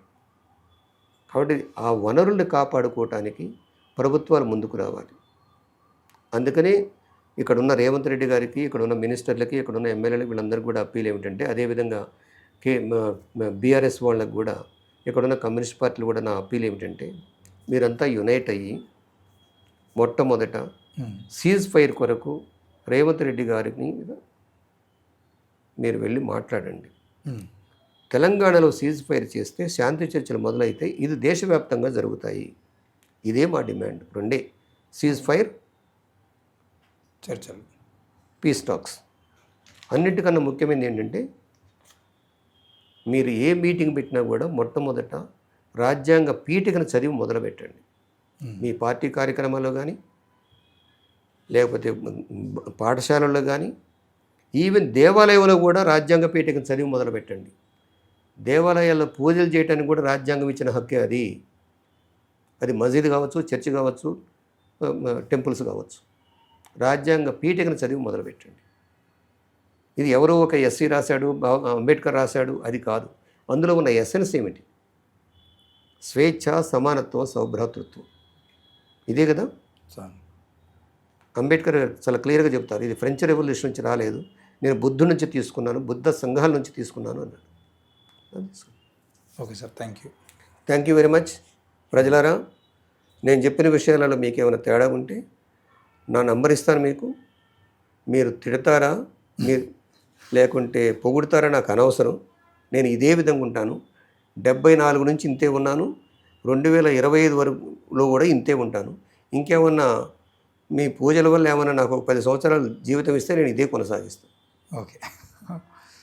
మొత్తానికైతే శాంతి చర్చలకు సంబంధించిన విషయంలో దేశంలో ఏం జరుగుతుంది, ఏం జరగాలి, కనీసం తెలంగాణ రాష్ట్రంలో అయినా ఒక అడుగు ముందు పడితే బాగుంటుందని చెప్పేసి కేవలం మావోయిస్టుల కోసం కాదు భారత్ బచావో పనిచేస్తున్నది. ఇక్కడ ఉన్నటువంటి అన్ని అంశాల మీద పనిచేస్తున్న క్రమంలో ఇది ఒక అంశం అని చెప్పేసి చెప్పడం జరిగింది. దాంతోపాటు దేశవ్యాప్తంగా ఉన్నటువంటి రాజకీయాల్లో ఈరోజు ఎవరెవరు ఏం చేస్తున్నారు, ఎట్లా జరుగుతున్నాయి అనే విషయాలు కూడా చాలా చెప్పడం జరిగింది.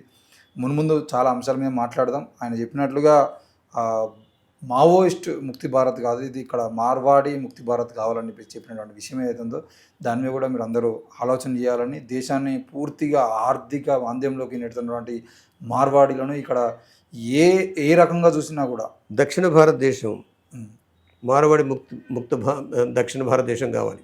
ఓకే. మార్వాడి కనీసం దేశవ్యాప్తంగా కాకపోయినా కూడా దక్షిణ భారతదేశంలో అయినా మార్వాడి ముక్తు దక్షిణ భారత్ కావాలని కూడా ఆయన డిమాండ్ చేస్తున్నాడు. కాబట్టి మీరు అందరూ ఆలోచన చేయాలి.